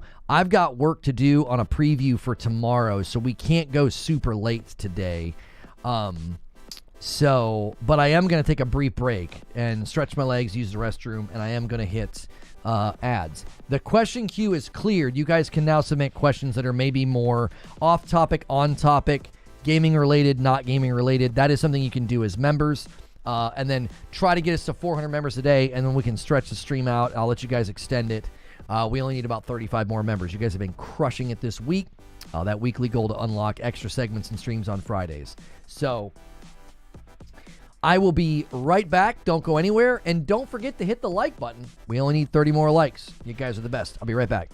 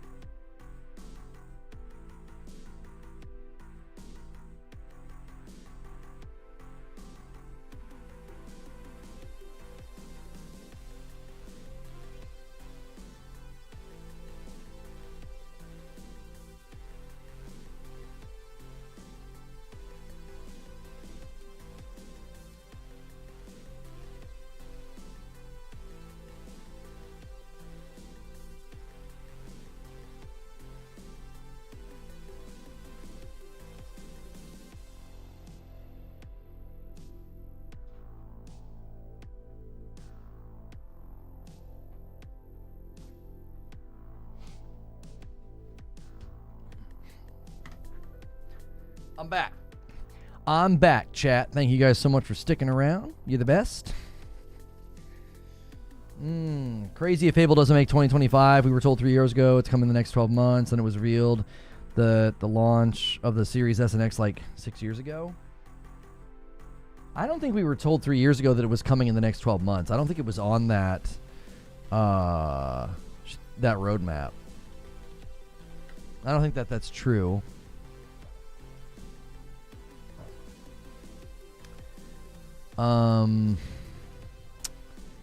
Trying to find a full-size version of the image. Hang on.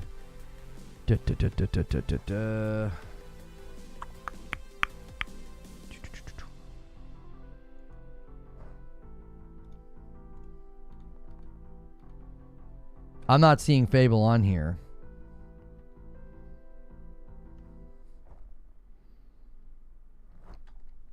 Like, the first half of 2023 was supposed to be, I mean, holy crap, it was supposed to be killer. Like, this is supposed to be the first 6 months of 2023. Diablo 4, Redfall, Starfield, Forza Motorsport, Minecraft Legends, Ara History Untold, Wolong, Stalker 2, Flintlock, Uden Chronicle, League of Legends, Valorant, Teamfight, Legend of Return, Replaced, Arc 2. Good golly, so much of this it's not even out yet. So much of this just got delayed. Fable's not on here though. I don't think they ever gave us a release window for Fable until last year when they put 2025 in the trailer. Yeah. Fable has never had a release window until last year when they said 2025. My theory has been that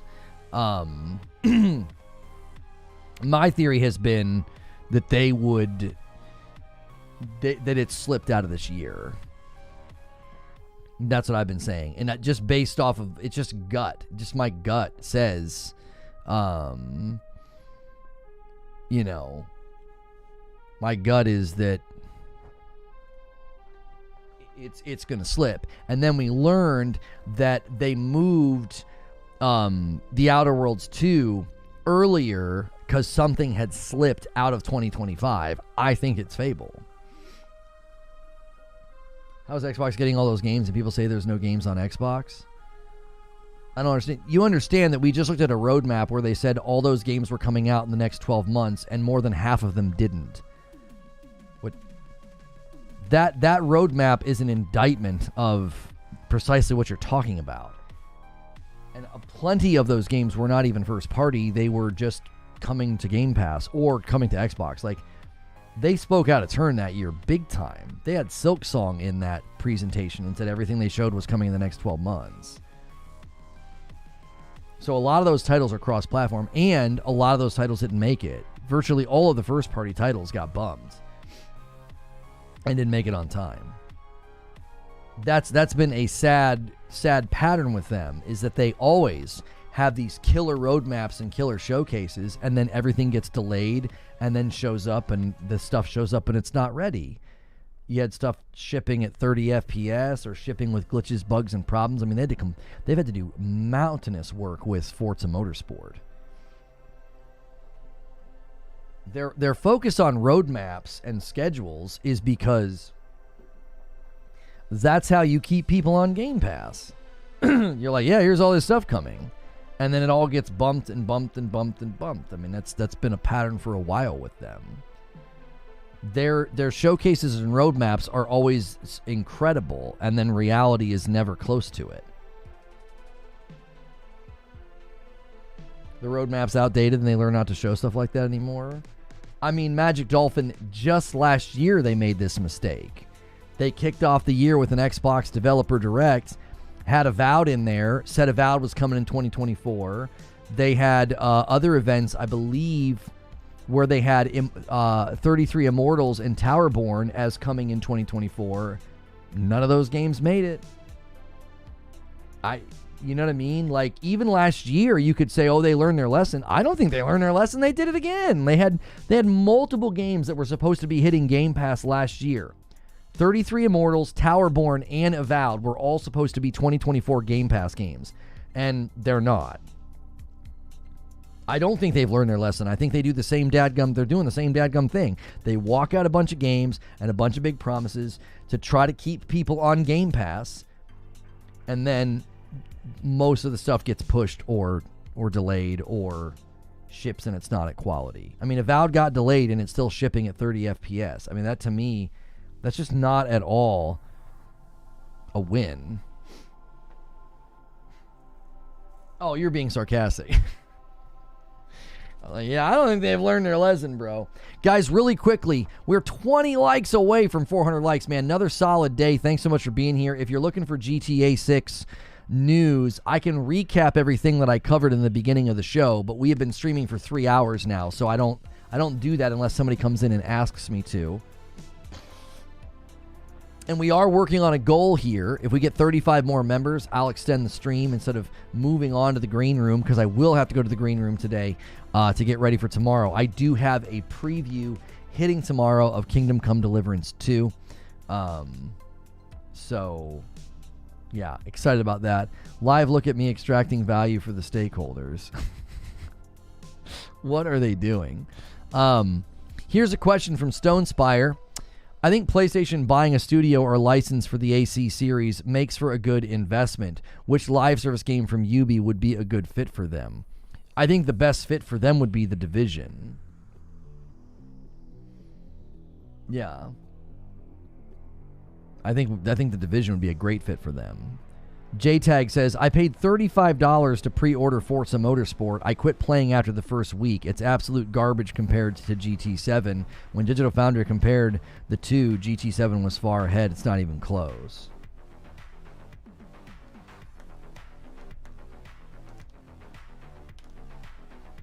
Really? Where's Fable Silk Song? Everwild Avowed? JC, what do you... Not acceptable. Why are you asking about Hellblade Stalker 2 in Indiana? This next year will be the real test for Fable.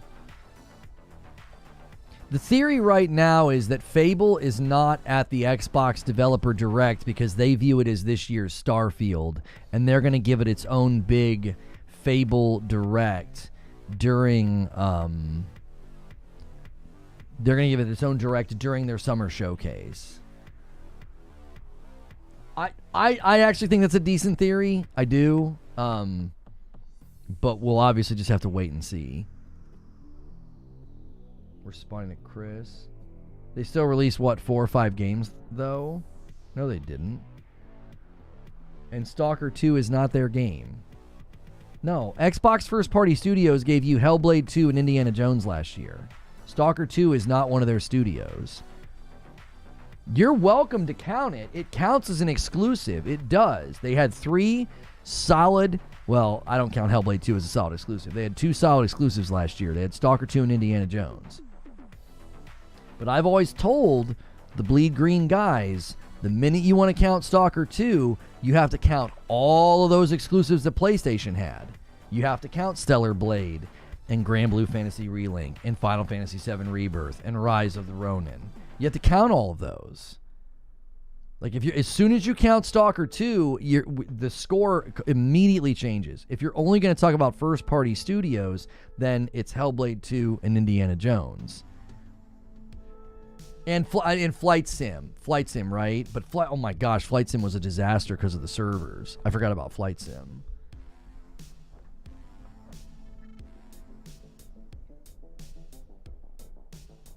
You may not count it, but the users who bought it largely enjoyed it. May not count what? What am I not counting? I don't care how you count, just be consistent when you count. That's all I've ever asked for. If you want to count Indie, Hellblade 2, Stalker, Call of Duty's multiplat, so that again is not, that's not in the equation. Like that's a game that was coming to the market no matter what. That didn't add value to the Xbox first party lineup. It added value to Game Pass, but that's not the same as your Hellblades and your indies. Exclusives are far more important. I think Stalker 2 is a bigger win for the platform than Black Ops, because Black Ops had like... You said don't count Hellblade? I didn't say don't count Hellblade. I didn't say that I don't count Hellblade. I said Stalker 2. Maybe I misspoke. You can count Stalker 2, but you can't count Stalker 2 if you're talking about first-party studios. I either misspoke or you misheard me. If you want to count Stalker 2, that's fine, but then you have to be legitimate, and then you have to count up both sides' exclusives that they had. You have to count them up, and then PlayStation's well ahead again. Like, it doesn't matter to me where you play or what you enjoy the most, but if you're going to count and try to keep a tally, you've got to be consistent, or you're just speaking in nonsense. It's like you're not saying anything. You're like, well, Xbox had more games. No, they didn't. What are you talking about? If we're counting exclusives, they didn't even come close to having more.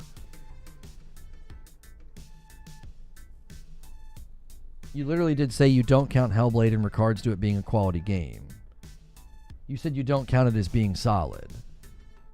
Oh, today I said that? Or I've said that traditionally? Are you saying that I have said that in the past, or are you saying that I said that today? Did I literally just say that and I don't remember saying that I don't count Hellblade 2? Or you're just referencing that I said it in the past?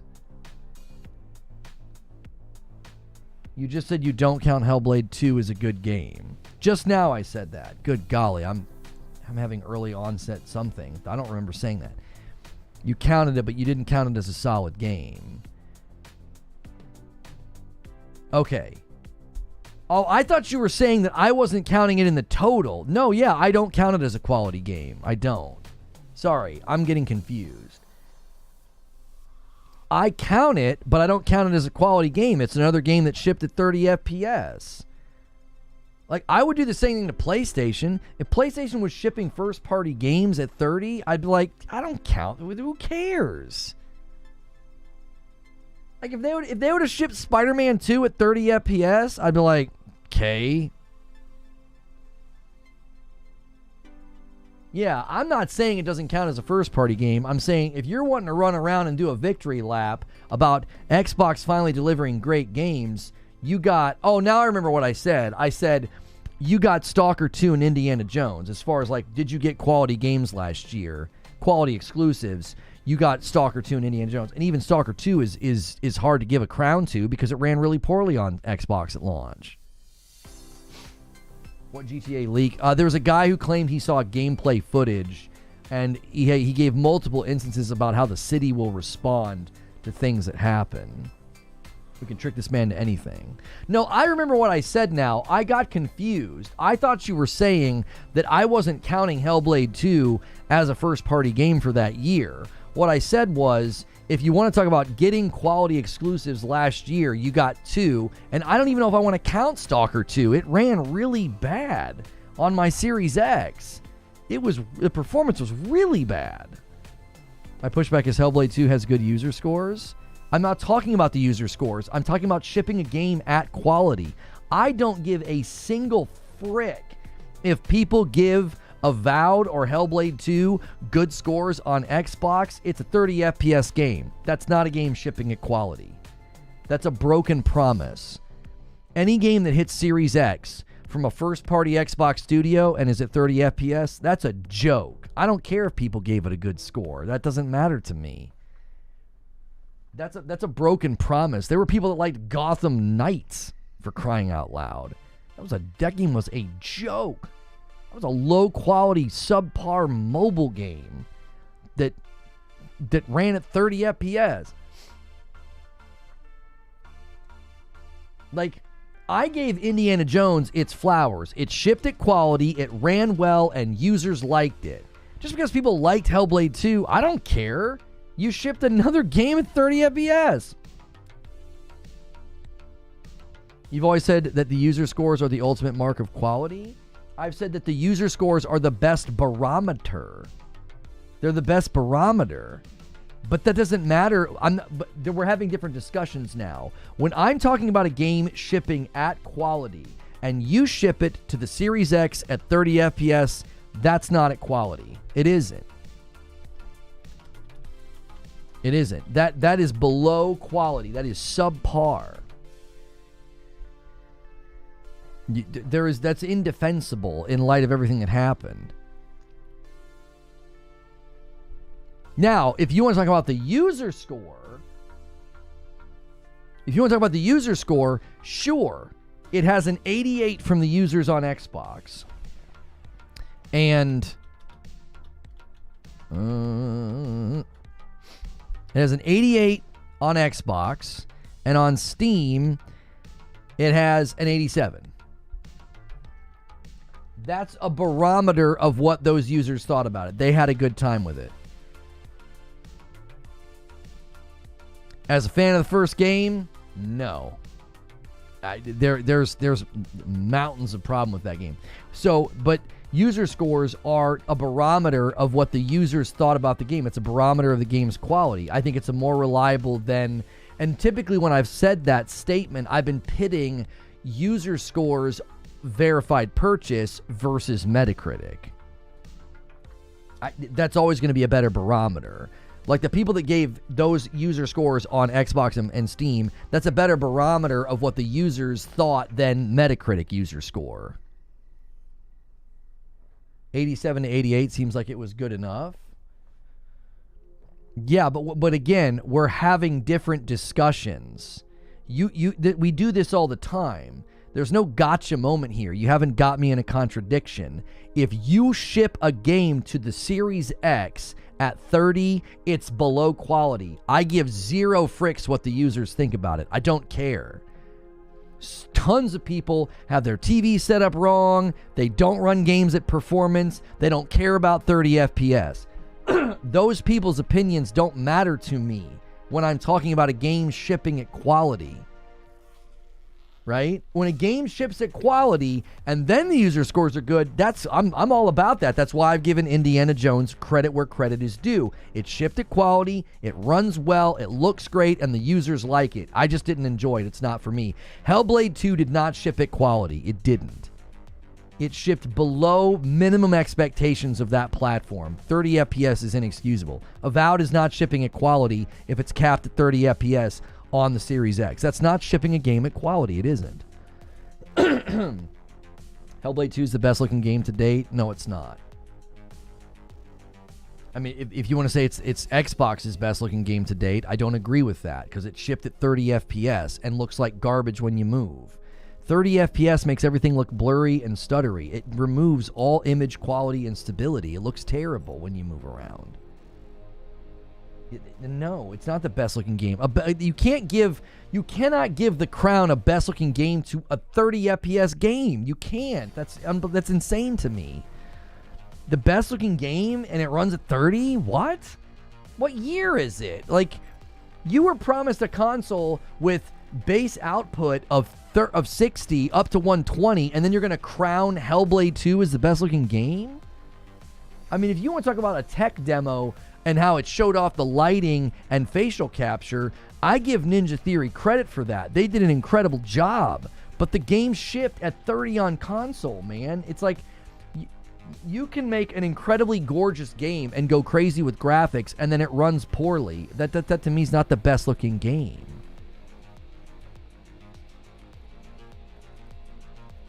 What do you think is the best looking game? I mean, that's subjective because it depends on what they're aiming to do. Horizon Forbidden West has been described as the best looking PS5 game on the Pro, and, you know, John Linneman said it was like playing a high-end PC game. There are people that thought Stellar Blade looked better on the Pro with its graphics. What was the one that I played? Space Marine 2 looks ridiculous on the Pro. It's subjective because it's like, what were they setting out to do? What they set out to do in Hellblade 2 with the facial capture, the motion capture, the sound design with Melina Juergens, they did an incredible job. But I'm never going to be like, oh yeah, that's the best looking game if it's capped at 30, because it doesn't look good the minute you move around. I can't crown a game with that award. I can't crown a game with that award if it's running like that.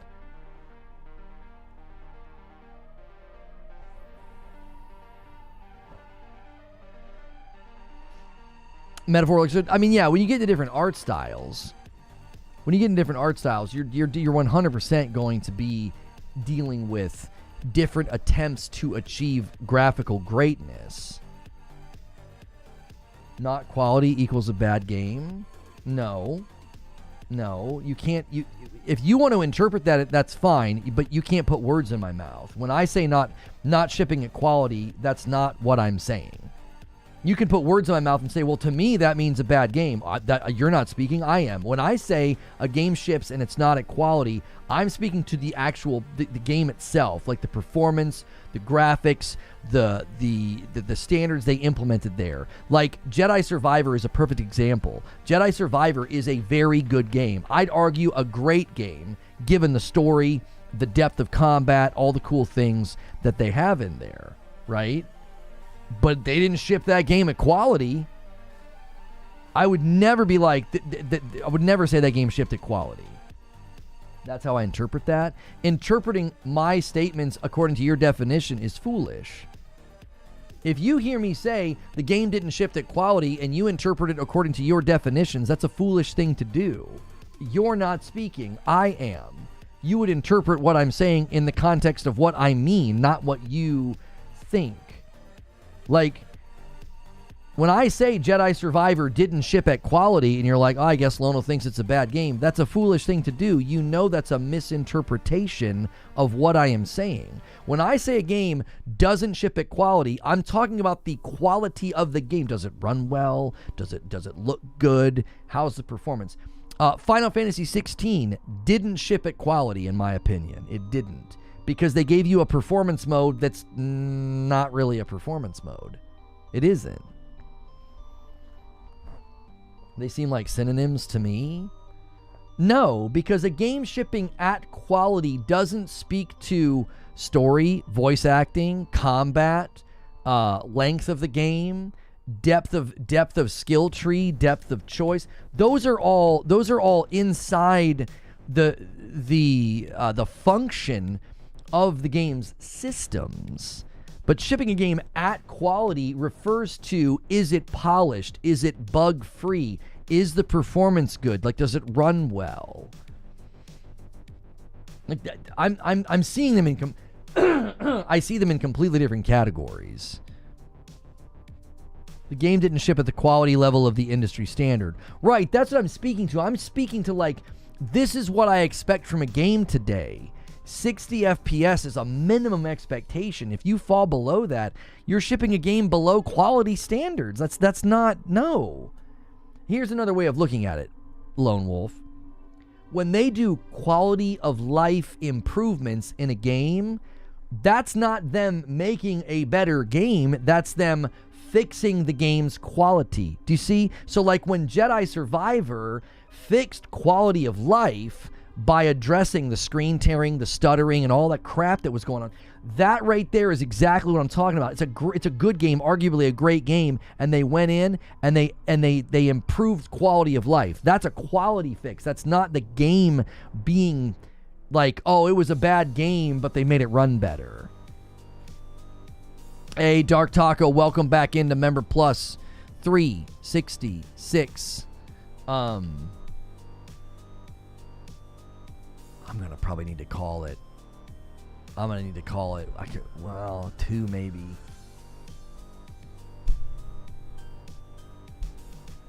I don't think about those terms like that.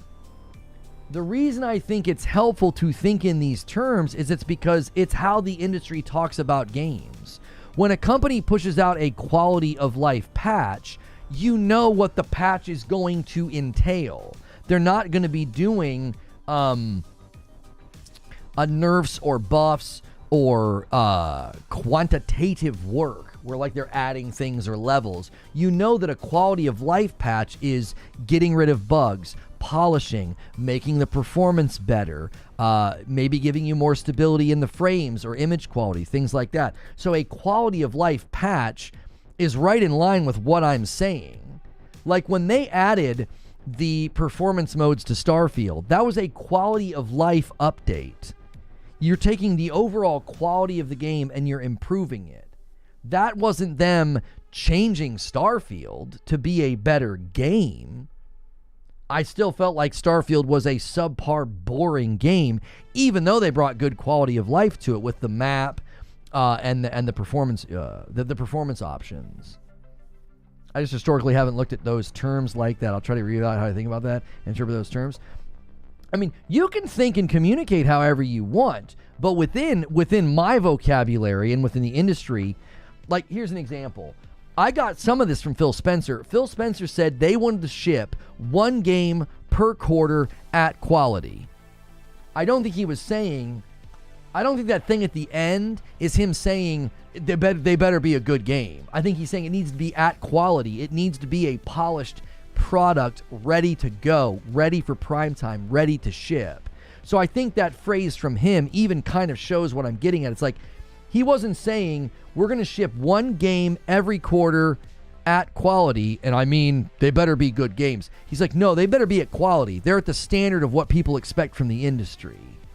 And they have failed to do that severely. When you ship a 30 FPS game, you are not shipping a game at quality. No, that is below what people expect now. So that, like, I actually think I picked up the term from him, Lone Wolf, if I'm honest. Like a game shipping at quality, I think I picked that up from Phil Spencer. I always thought that meant good games. No, and here's why. I would say that's a presumed thing, Lone Wolf. I don't think the CEO or whatever his status was at the time, I don't think Phil Spencer's saying, yeah, we better make sure and ship good games. I think the assumption is that the games are good. They better be at quality. They better be polished and ready for shipment. So, yeah.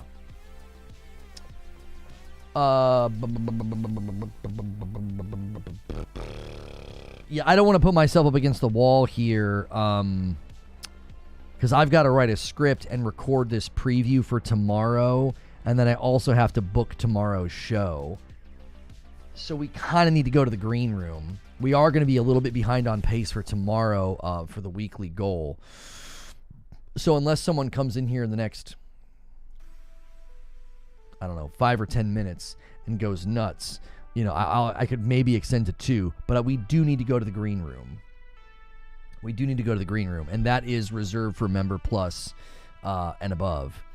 Hyperlight Breakers announcing that they'll give you Hyperlight Drifter is free with purchase if you pre-order Hyperlight. If you get Hyperlight Breaker in between January the 14th and January the 28th. So if you were interested in Hyperlight Breaker between the 14th of January and the 28th, a 2-week period, they'll throw in their first game, Hyperlight Drifter. Milk Dud coming in with the Member Plus renewal. That does add to the goal. You guys could do it. We could hit 400 before the day is done. Hang on, I got to snooze the ring. The fam's back, and it's going to just keep going off when they're like walking around in the backyard.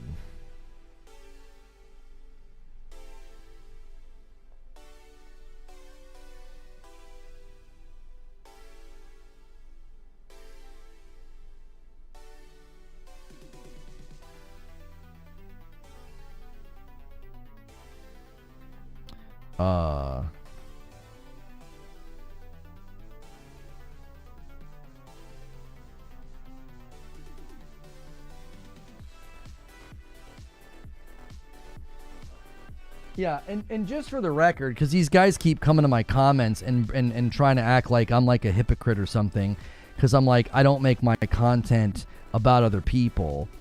Listen, this will be the last time I talk about this guy, because he's now earned himself into the same category of people that I just won't talk about. Because this is how you decided to respond. Cool, you're on the name list now. You'll no longer be mentioned or talked about on my content. You're invisible, and you earned it.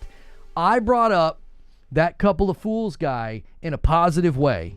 I brought him up in a stream in a positive way, talked about him in a positive way, and he decided to make a video where he called me a fanboy. So the next day, he decided to send people to my chat, and I had people coming into my stream and disrupting the stream and getting butthurt about my opinion of Quick Resume. Well, congratulations. You've shown yourself to be what you are. You're just like all these other people that leverage tribalism and name-calling to make your content. Congratulations. You're now in the same category as all those other people. Good job. Your content, like all the other content like that's got a great expiration date on it. So enjoy the short time of growth and viewership and ad revenue from using my name and my face. You're just like the rest of the people that crutch on the content of others. Thought he was a well-intended guy, but like the more I think about it, it's like you're just leaning into the console war. You're leaning into the console war. And I mention you in passing in a stream, and I'm positive. And I talk well of you. I talk kindly about you, and your response is to call me a fanboy. Well, then that's who you are. That's what you are. The fact that was the response to me promoting your content, promoting your channel, and talking about you in a positive way, for you to turn that into a video where you call me a fanboy and then send people to my chat and people are coming in, like, yeah, that says a lot about you as a person. It says a lot about your integrity and character. Even that day when somebody said he had made a video about me, I was like, oh, he was probably really nice. He seems like a nice guy. And then I went and looked, and it's like, oh, he called me a fanboy. Yeah. You're nothing more than just like everybody else. You're just another t-shirt of the week, dialing in the same nonsense, tribalistic crap because it drives click rate. Well, I hope it lasts. I hope it lasts. If that's your response to me mentioning you in a positive way, then this will be the last time I ever talk about you. And that's the last of it. Let me schedule the green room. We got work to do.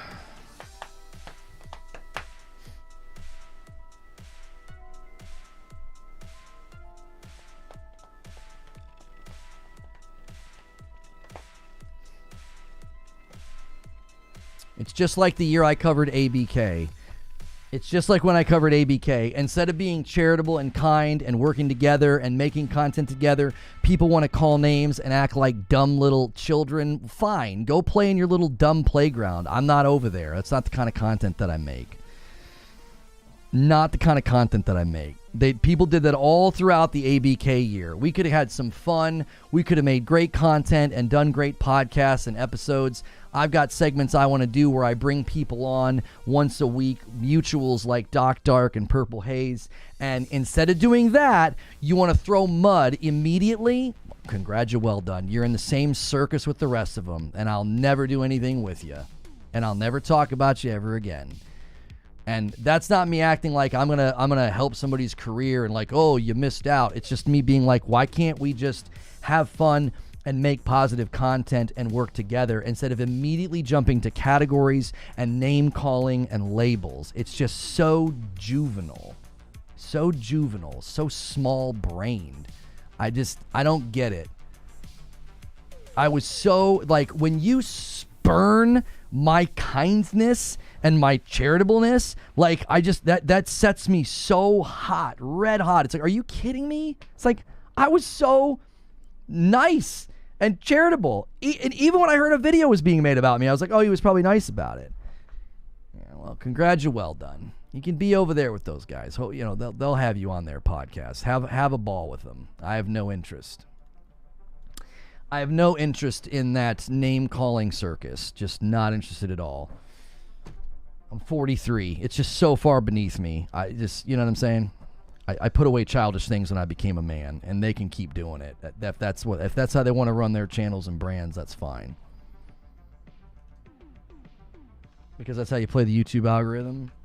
Yeah, and go ahead and do that. Be beholden to the algorithm. Be beholden to that meta. Because like all metas, it runs out of gas. There's no identity. There's no brand. There's no value. It's just a click chase. So enjoy it. It always runs out. Every single time. I've been doing this for a decade. Every meta, every grift, every single time people do this, it always runs out of gas. Because there's nothing to it. There's no substance to it. It's a treadmill. You know, you're just chasing that click, Good luck. All right, we're going to go to the green room. This is now how we end the day. This is a member plus and above piece of content. And so if you're currently on a gifted, you'll need to upgrade. If you're currently on the $5 tier, you will need to upgrade. And that is something that we're going to now end the day with. And this is an opportunity to be behind the scenes, see how we plan things, see how we come up with things. Every single morning, we do morning coffee. That's for all members. The Friday segment with Hilly, that's tomorrow, is for all members. We're going to be doing some Helldivers, like PvP games that we made up. It's really fun. And then tomorrow night, I'll be streaming with my wife. If you guys unlock that, that's a Friday night tier excitement thing that we do every time we hit the goal. And that is for everybody as well. We're just going to start doing the end of the day segment, green room for Member Plus and above. So you can upgrade. It's $1 more. It's $6 instead of $5. It's a way for me to foster a group of people who do support the content directly, and then they get more content because of it. So, all right. Thanks so much for being a Member Plus or VIP. We are now, if you missed the announcement, we are now ending every day with the green room. So the writer's room has basically been absorbed into the green room. We've been going longer with those daily live streams, sometimes 3.5 up to sometimes 5 hours. And that's kind of eaten up the writer's room. And so we're ending the day with the green room, which is a great reason to be at Member Plus or VIP. So thank you so much for paying for your membership and being at that level. Those of you that are going to have to part ways with this because we're ending the public stream, you can always go to the member page and upgrade. If not, you can always support other folks that are making content out there, like Detective Seeds and 30 and Still Gaming and other people that we work with. So I'm going to end this stream and redirect folks over. And then I'm going to change the thumbnail because we are no longer live.